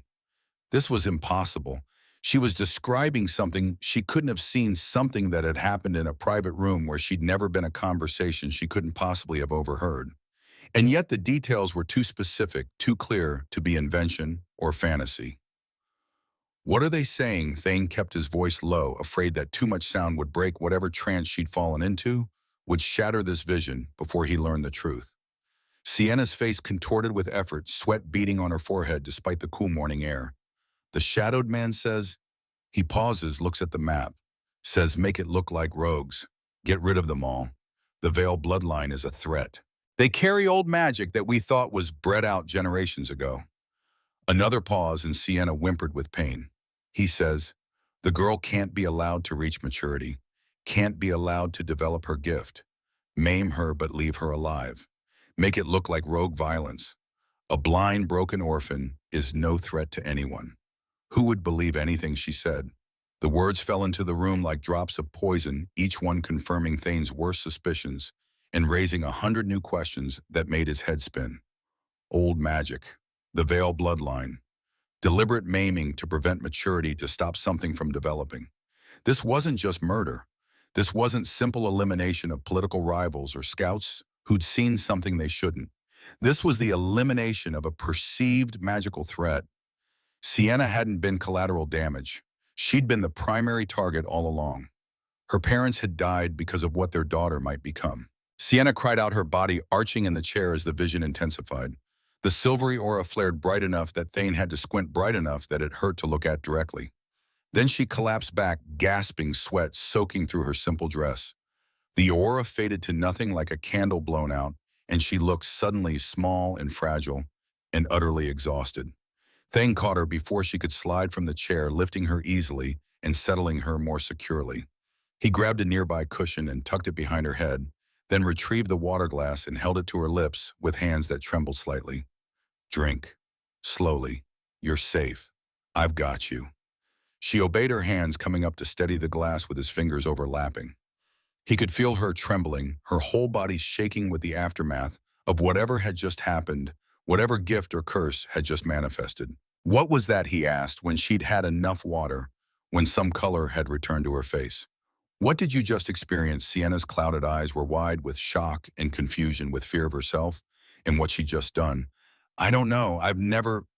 Nothing like that has ever happened before. Not in 16 years. She pressed a hand to her temple where a headache was clearly building. It was like I was there, in that room, seeing it happen in real time. But it was 16 years ago. It was before the attack in the forest. How is that possible? You had a vision.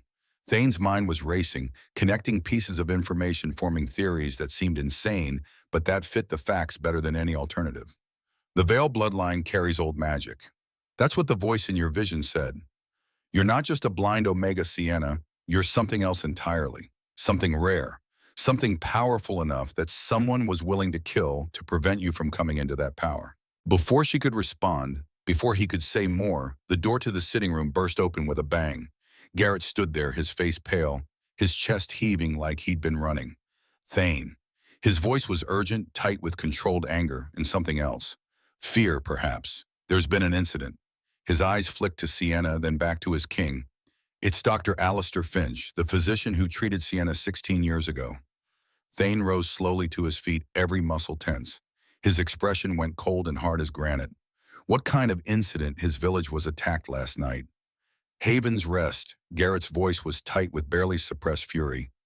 A single wolf, moving fast and efficient, killed 3 villagers who tried to defend the doctor, cut them down without hesitation. Witnesses say it was professional military precision. No hesitation, no mercy. He paused, and Thane could see him struggling with the next words. Dr. Finch is dead. Silver knife to the heart, quick and clean. Left the body on display in the center of town as a message. The room seemed to tilt. Thane's hands clenched into fists, his nails biting into his palms hard enough to draw blood. The timing was too perfect to be coincidence. Sienna had spoken her truth yesterday in front of witnesses that included Victor Ironwood. Last night, hundreds of miles away, the one man who could corroborate or contradict the official story of her injuries had been eliminated with professional efficiency. Victor was cleaning up his loose ends, tying off threads that could unravel his carefully constructed lies. Seal the citadel. Thane's voice was absolute zero, colder than mountain ice, carrying a lethal edge that made Garrett snap to attention. No one enters or leaves without my express permission.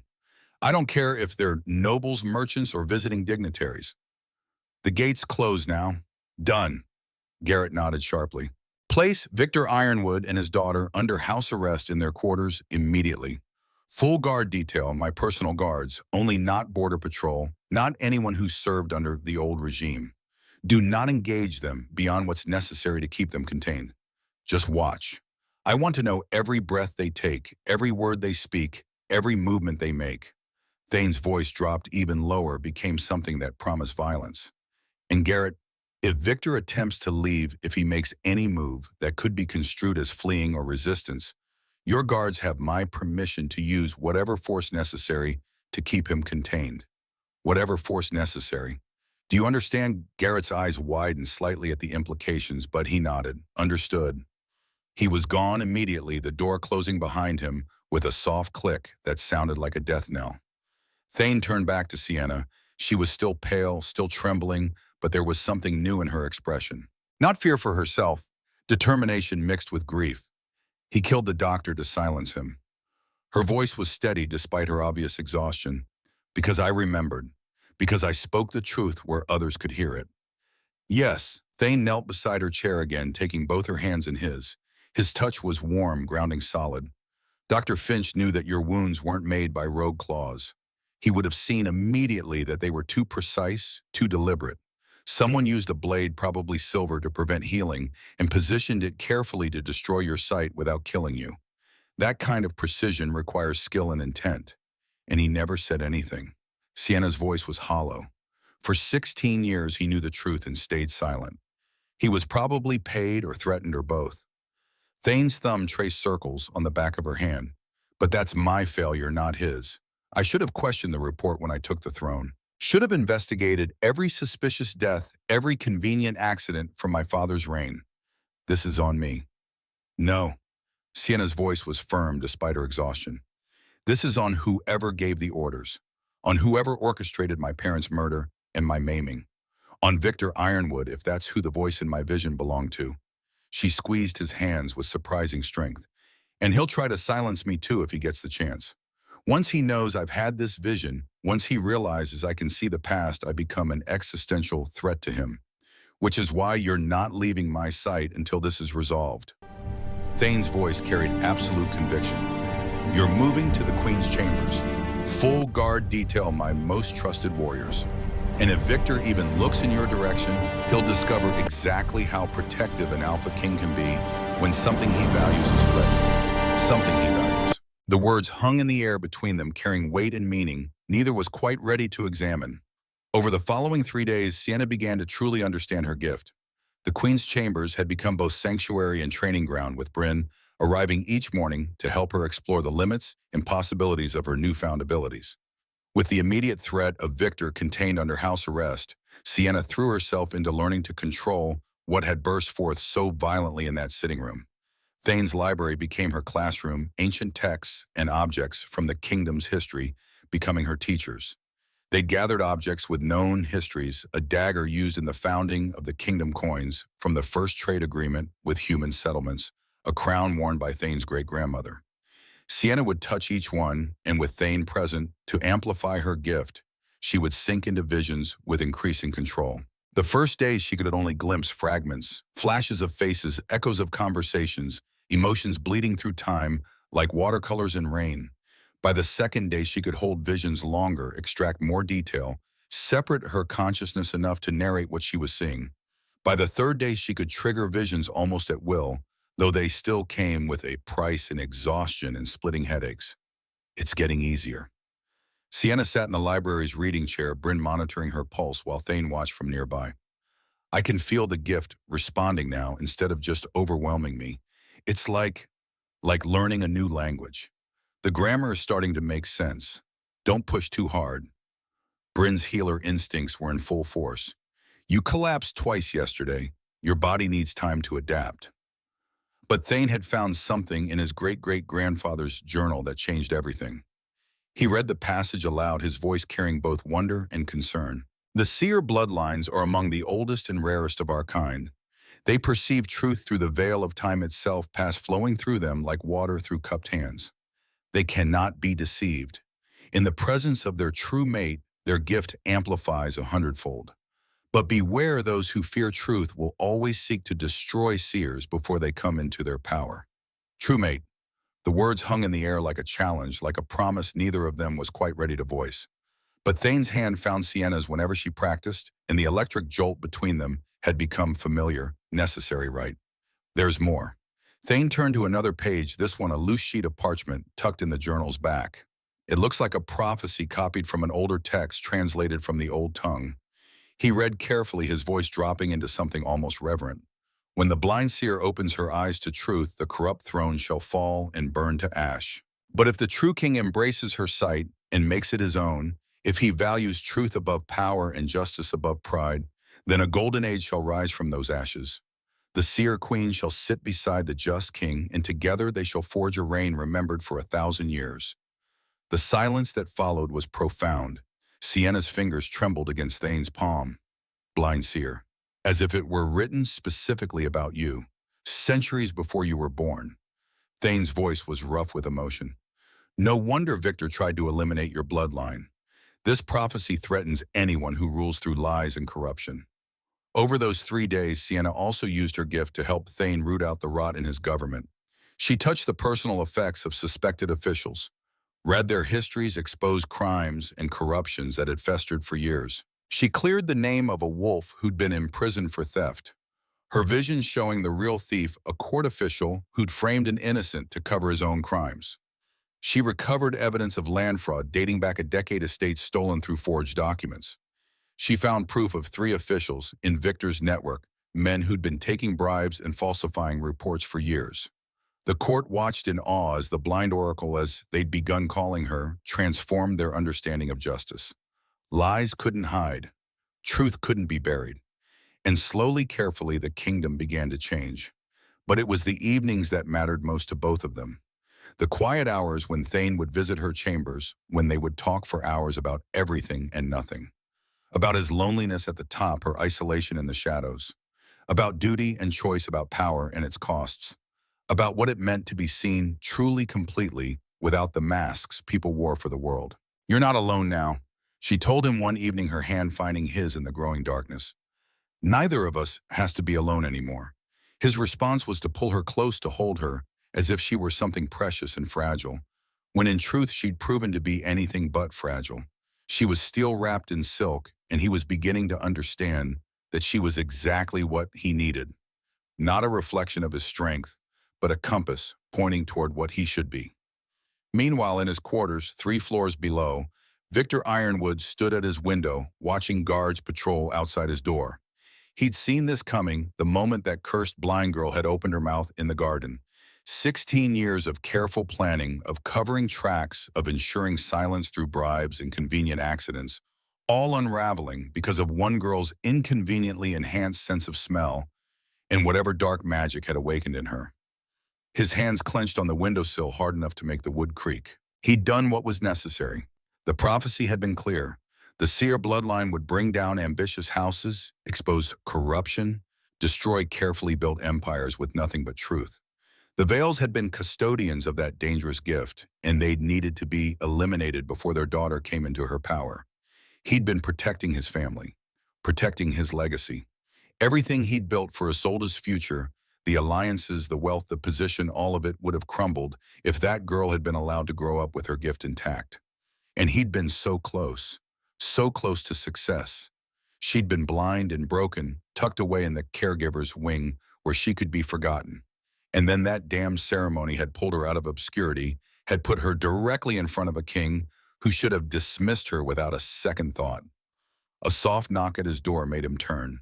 Isolde entered, her face tear-stained and confused, her elaborate hairstyle from days ago now disheveled. "Father, what's happening?" Her voice was small, lost. "Why are guards outside our door? Why can't we leave? What did that girl say?" Victor looked at his daughter, the child he'd committed murder to protect, and made a decision.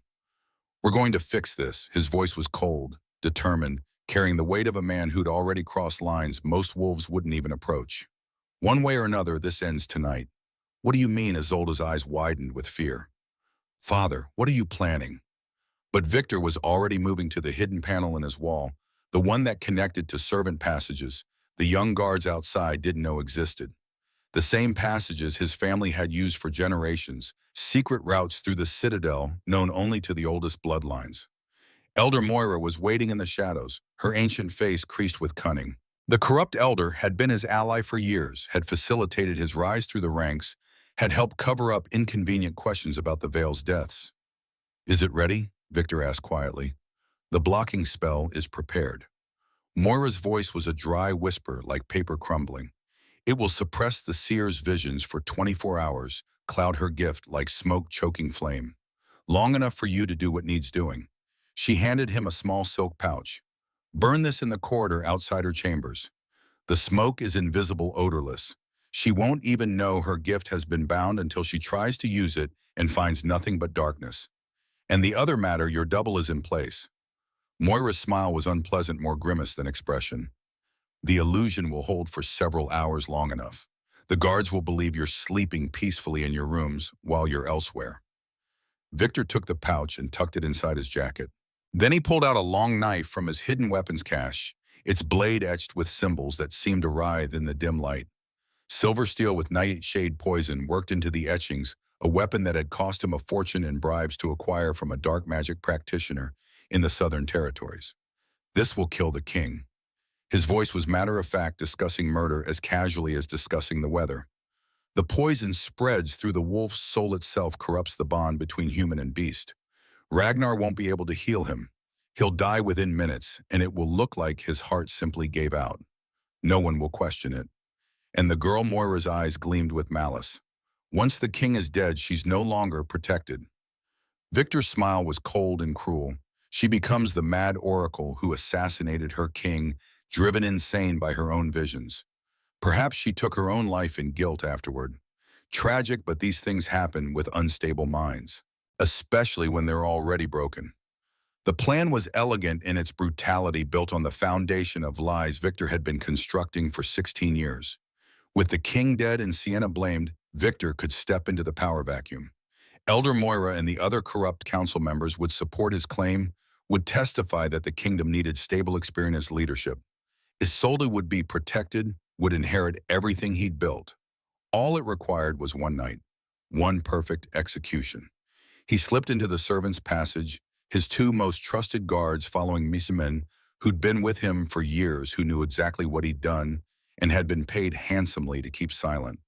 Men who were just as complicit as he was, just as desperate to ensure the past stayed buried. "Father, please." Isolde's voice was desperate behind him. "Don't do this. We can explain. We can make the king understand." Isolde. Victor turned back, his face softening slightly as he looked at his daughter. "I love you. That's why I must finish this. If the king lives, we're both dead. Our family's legacy ends. Everything I've built for you turns to ash. But if I succeed tonight, you'll be safe. You'll inherit a kingdom. You'll have everything I promised you." He touched her face gently. "Trust me, daughter. I've kept you safe for 26 years. I won't stop now." Then he was gone, slipping into the darkness, with his guards leaving Isolde alone as in the quarters that had become their prison. She stood there for a long moment, tears streaming down her face. She should warn someone, should call for the guards outside, should find a way to get a message to the king. She should do something other than stand here frozen with the horrible knowledge of what her father planned. But his words echoed in her mind. "Your hands are as bloody as mine. Everything you've enjoyed, every privilege you've taken for granted, was built on murder and lies. You're already complicit by living the life I gave you." She was already damned. What difference would one more sin make in the queen's chambers? Sienna was attempting one more vision before bed despite Bryn's protests. They'd found a locket that had belonged to Thane's mother, and Sienna wanted to see if she could learn more about the woman who'd once occupied these rooms. Thane sat beside her, his hand covering hers on the locket, amplifying her gift as had become their routine. She closed her eyes, sank into the familiar trance, and nothing. She frowned, tried again, focusing harder. Still nothing. It was like reaching for something that should be there and finding only empty air. "That's strange." Her voice carried confusion. "I can't. There's nothing. Like the connection is severed." "You're tired." Thane's voice was gentle. "You've been pushing yourself for 3 days straight. Your gift probably needs rest." "No, it's not that. Sienna's frown deepened. "It's like there's something blocking me. Cobwebs across my mind, making everything fuzzy."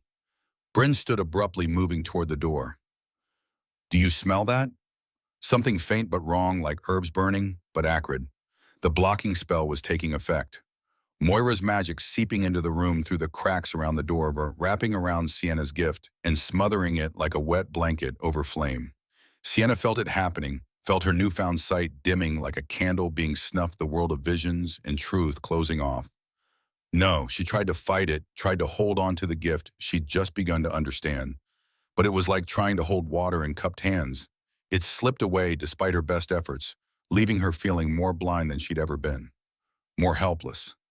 Bryn reached the door, was about to open it to investigate the smell when Sienna suddenly gasped. Despite the blocking spell, despite the magical interference designed to suppress her visions, something broke through, a flash of sight so violent it made her cry out, so urgent it burned through every barrier Moira had erected. Thane, her scream was pure terror. Behind you, the tapestry, he's coming through now. Training and instinct took over before conscious thought. Thane was moving before Sienna finished speaking, his body reacting to the urgency in her voice with the reflexes honed by years of combat. He threw himself sideways, rolling towards Sienna's chair rather than away from the threat. The tapestry, depicting the Battle of Crimson River, tore from its moorings as Victor Ironwood burst through his poison blade already in motion. The strike was professional, precise, for where Thane's heart had been a split second before. But Thane was no longer there. The momentum of his failed strike carried Victor forward off balance for a crucial moment. Thane was already moving from his role, his obsidian dagger appearing in his hand as if summoned by thought alone. The blade was a gift from the dwarven smiths who'd forged his throne, volcanic glass harder than steel and sharp enough to split hairs. Victor recovered with the speed of long experience, years of combat training evident in every movement. His two elite guards burst through the tapestry behind him, swords drawn flanking their alpha in a practiced pincer formation. It was 3 against 1, and even a king could fall to those odds if the attackers were skilled and coordinated. But Thane Blackwood had not become ruler of the Rocky Mountain territories through luck or birthright alone. He was a warrior king trained from childhood in every form of combat known to wolfkind, and now he wasn't fighting for honor or territory or political advantage. He was fighting to protect Sienna, and that made him exponentially more dangerous than any of them had calculated. The first guard attacked high, a classic opening meant to force Thane's guard up and leave his midsection vulnerable. Thane deflected the blade with his dagger, the impact sending sparks flying as steel met volcanic glass. But instead of retreating or blocking the expected follow-up, he pivoted inside the guard's reach, too close for the sword to be effective. His elbow drove into the man's throat with crushing force. The guard went down, choking, clawing at his ruined windpipe. The second guard came at Thane's left side, the side he'd been subtly favoring for years in training, making opponents believe it was vulnerable. It wasn't. Thane had trained himself to fight ambidextrously, precisely to exploit this assumption. He drew a second knife from his belt, now dual-wielding, in a style few could master, and deflected the attack with ease. Victor came at him, then going for his left side exactly as Sienna had warned, exactly as she'd seen in whatever fragment of vision had broken through the blocking spell. The older Alpha moved with desperate speed, the poisoned blade seeking Thane's heart with professional precision. But Thane was ready, more than ready. He caught Victor's wrist with his dagger hand, turning the poisoned blade aside. His other knife came up fast and brutal, aimed for Victor's ribs. Victor barely twisted away in time, the blade scoring a line across his side rather than plunging deep. Blood bloomed across his expensive shirt, and his face twisted with rage and pain. Behind you, Sienna's voice cut through the sounds of combat. Left side low strike, now. Thane didn't question, didn't hesitate. He spun, bringing his dagger down in a brutal arc. The second guard had circled behind him, was already committed to a strike aimed at Thane's hamstring. Thane's dagger caught the guard's blade and redirected it. Then his follow-through drove his other knife into the man's shoulder with surgical precision. The guard screamed and fell back, a sword arm useless. Now it was one-on-one. King versus traitor, the way it should have been from the start. They circled each other, both breathing hard. Victor's side was bleeding freely, but the wound wasn't deep enough to slow him significantly. Thane had taken a shallow cut across his forearm when he'd deflected the first guard's attack. Nothing serious, but enough to prove that Victor was still formidable despite his age. You should have let this go. Victor's voice was rough with exertion and pain. The girl is dangerous, her bloodline a threat to stability. I did what I had to do for the kingdom, for the future.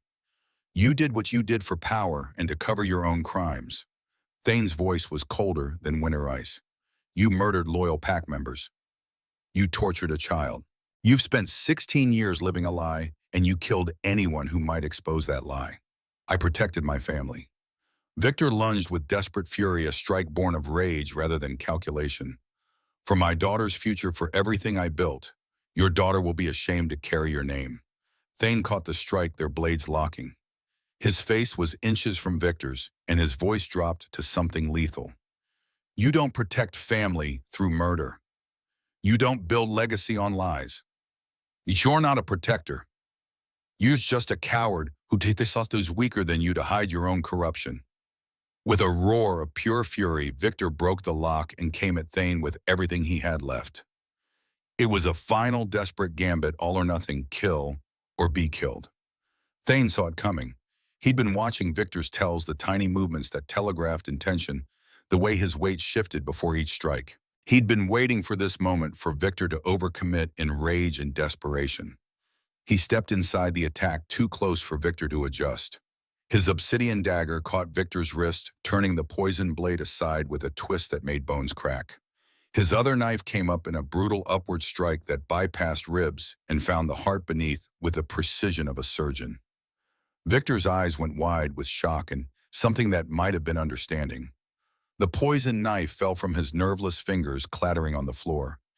He looked down at the blade buried in his chest, then up at Thane's implacable face. My daughter. His voice was a whisper, bubbling with blood. Tell her. I did it for her. Tell her I loved her enough to damn myself. You did it for yourself. Thane's voice held no mercy, no comfort. You justified evil with love, but it was still evil, and she'll have to live with what you did in her name. Victor Ironwood, once a powerful alpha, once a man who'd shaped the political landscape of the territories through cunning and ruthlessness, collapsed. His body hit the floor with a sound like finality itself, like a book slamming shut, and his eyes went dark. The remaining guard who'd been struck in the throat was trying to crawl away, still choking. Thane's elite guards burst into the room, alerted by the sounds of combat. They took in the scene with professional efficiency, their king standing over Victor's body, blood on his hands and fury in his eyes, and immediately secured the wounded guard. Garrett arrived seconds later, his sword drawn and his face pale with shock. Are you hurt?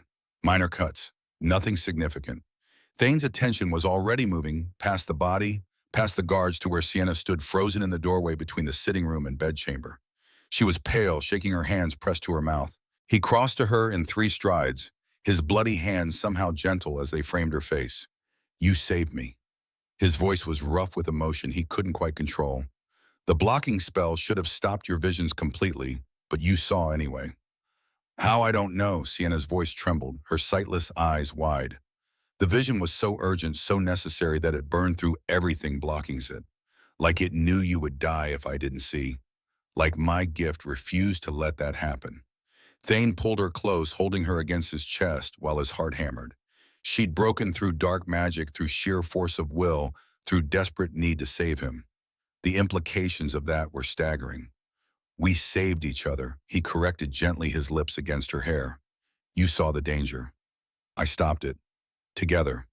The word hung between them, carrying weight and meaning that transcended the immediate crisis.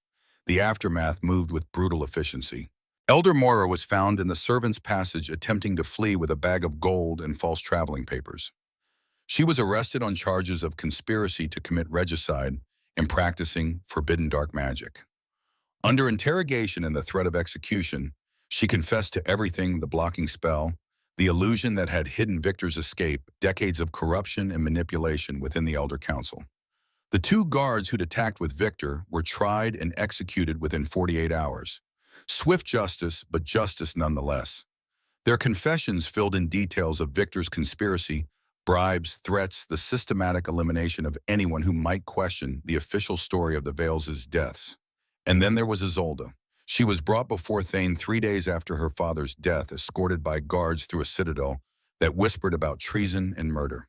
She looked like she'd aged a decade, her legendary beauty dimmed by grief and guilt and the horrifying knowledge of what her father had been, what he'd done in her name. Sienna had asked to be present for the judgment. She stood beside Thane's throne, her hand resting on the armrest, close enough that he could reach out and touch her if he chose. Close enough that everyone in the court could see that she was under his protection, that she was important to him in ways that went beyond simple duty. Isolde Ironwood.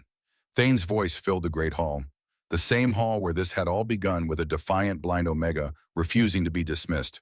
You stand accused of having knowledge of conspiracy in the murder of Liam and Anna Vale and the attempted assassination of your king, and in crimes against this realm dating back 16 years.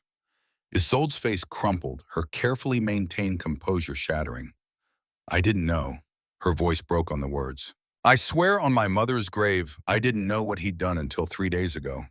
I thought he was just ambitious, politically aggressive. I didn't know about the murders, about the child he'd maimed, about any of it until he told me himself. Tears streamed down her face and she didn't bother to wipe them away. But I know that doesn't absolve me. I benefited from his crimes for 26 years. I lived in luxury built on murder and corruption. I wore clothes bought with blood money. I enjoyed privileges that came from silencing truth. Sienna spoke then, her voice clear in the silence. She's telling the truth. I can feel it in the air around her, taste it like clean water. There's no deception in her words, only grief and guilt and genuine horror at what she's learned. Thane looked down at Sienna, then back to Isolde. He'd been prepared to order exile, at minimum, possibly execution, depending on how deep her involvement went. But Sienna's words gave him pause, offered another possibility. You are not your father. His voice was firm but not cruel. But you are right that ignorance does not equal innocence. You benefited from his actions. You mocked those he victimized, treated them as less than wolves, as drains on resources that should be eliminated. You must answer for that. I accept whatever judgment you pass. Isolde's voice was hollow, empty of hope. I deserve nothing less than death for living a lie. Thane was silent for a long moment, weighing justice against mercy, punishment against redemption. Then he spoke, and his decree would be debated by scholars for generations. Exile to the barren lands. 5 years of service to the packs there, helping those in need, learning what it means to live without the privilege your father's crimes bought you. 5 years to understand the weight of what was done in your name. His voice hardened. The wealth, the lands, the titles, all of it is forfeit. The Ironwood estates will be liquidated and the proceeds distributed to victims of your father's crimes and their families. You leave here with nothing but the clothes on your back and the chance to become someone better than what you were. He leaned forward, his storm gray eyes intense. If you return after those 5 years, if you prove through deeds that you understand the cost of corruption and the value of truth, then you may reclaim your family name. Not the wealth or status, but the name itself. The chance to rebuild your legacy on foundation of honor rather than lies. It was mercy, but mercy with teeth. Punishment, but with the possibility of redemption. The kind of justice that recognized the complexity of complicity without excusing it. Isolde looked up at him with something like hope breaking through the despair. Thank you, Your Majesty. Her voice was barely a whisper. Then she turned to Sienna and more tears spilled down her cheeks. I'm sorry. For everything I said about you, everything I thought, for being too blind to see what my father truly was, for living off suffering I couldn't be bothered to notice. Sienna nodded once, a gesture of acceptance if not forgiveness. That's between you and your conscience now. Make something good from these 5 years. Make his crimes mean something by becoming better than he was. Isolde was led away by guards who would escort her to her new life in the Barren Lands, to 5 years of hard work and hopefully genuine growth. The throne room began to empty, and Thane descended from his throne to stand beside Sienna. That was merciful, she said quietly. Some would say too merciful. She's not her father. Thane's hand found hers. And I've learned recently that people are more than their worst moments, more than the circumstances they were born into. She deserves the chance to prove she can be better. They stood together in the emptying hall, and something passed between them that didn't need words. In the weeks that followed, Sienna's reputation spread far beyond the citadel walls. The blind oracle, they called her. The seer queen, though no formal coronation had occurred. The one who sees all truth. She worked tirelessly with Thane, and the Reformed Council, using her visions to root out the remaining corruption that Victor's network had seeded throughout the government. She touched documents and read the intentions behind them. She listened to testimony and felt the truth or lies beneath the words. She examined evidence and saw the past that had created it. 3 more corrupt officials were exposed and removed. 2 wolves who'd been falsely accused and imprisoned for years were freed with formal apologies. Land that had been stolen through fraud was returned to its rightful owners. Trade agreements that had been unfairly weighted towards certain families were renegotiated with transparent terms. The justice system itself began to change. Sienna established the Truth Tribunal's courts, where her gift could be used to ensure accurate testimony, where lies couldn't hide behind clever words or false evidence. It wasn't perfect. Her gift had limits, required her presence, exhausted her when overused, but it was better than what had existed before. The Pax watched in awe as their kingdom transformed. Some feared the change, feared a power that could see through any deception. But most embraced it, especially those who'd been victims of the old corruption, who'd lived under the weight of lies for too long. And through it all, Thane and Sienna grew closer.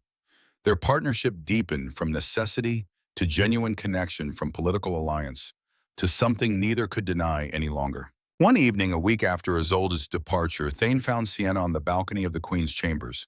She stood with her face turned toward the setting sun, and though she couldn't see the colors painting the sky, she could feel the warmth on her skin, could sense the day turning to night.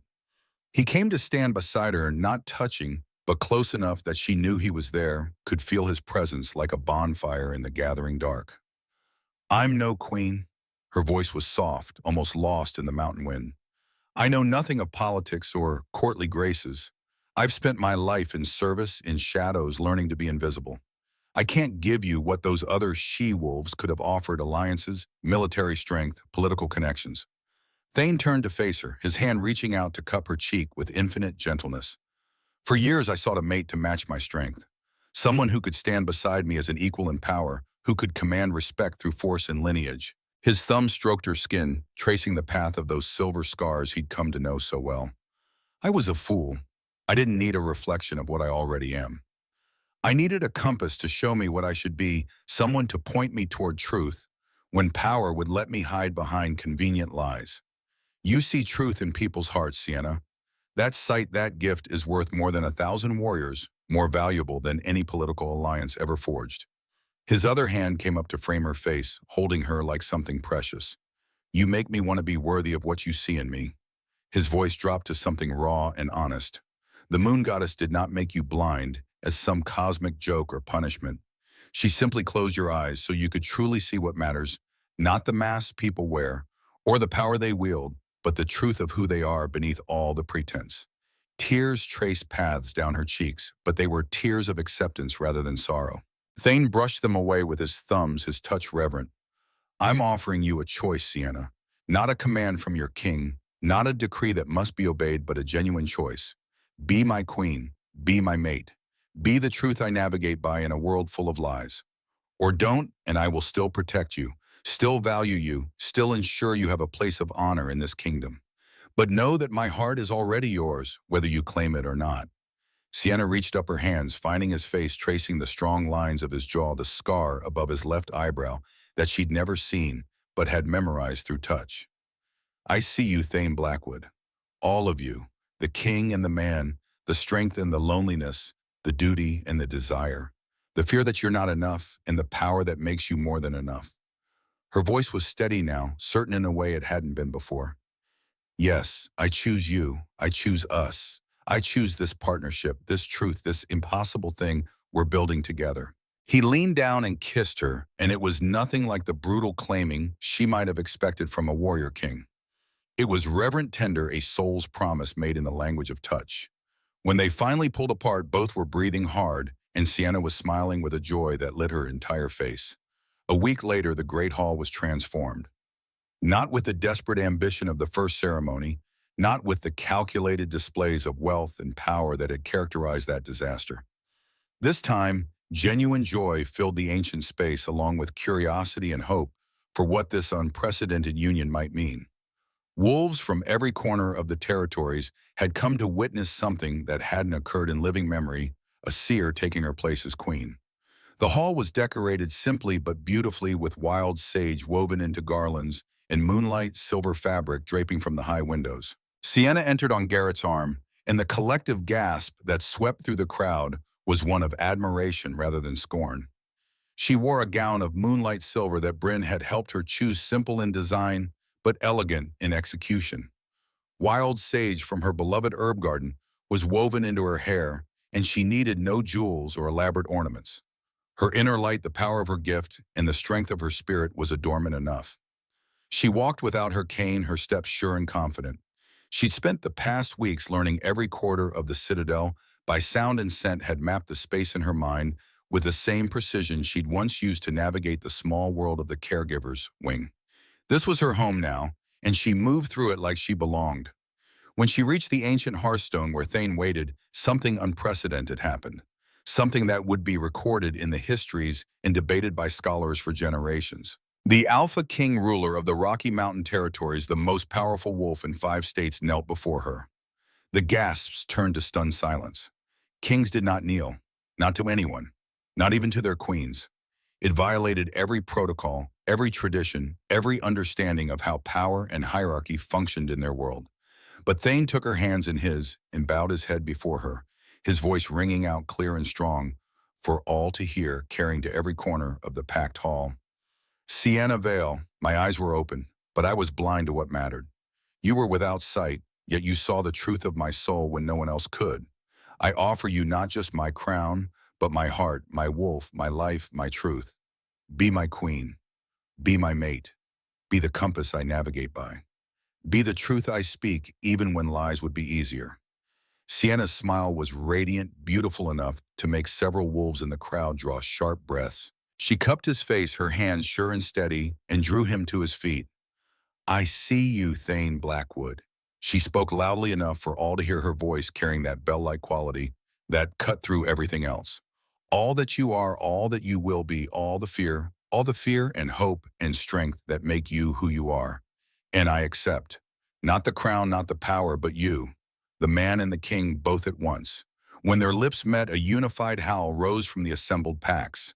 It started with the wolves closest to them and spread like wildfire, building until the sound shook the very foundations of the citadel. It was a sound of celebration, of approval, of recognition that something right and true had just occurred. It was the sound of a fractured kingdom made whole, of corruption burned away, and truth taking its place, of an impossible partnership that would change everything.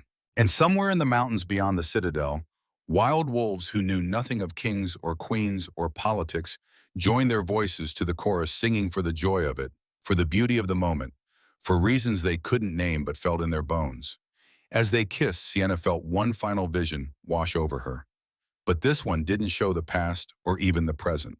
It showed future's possibilities, hope spreading like dawn light across mountains. She saw children laughing in the herb garden, twin girls with her clouded eyes and Thane's storm-gray determination.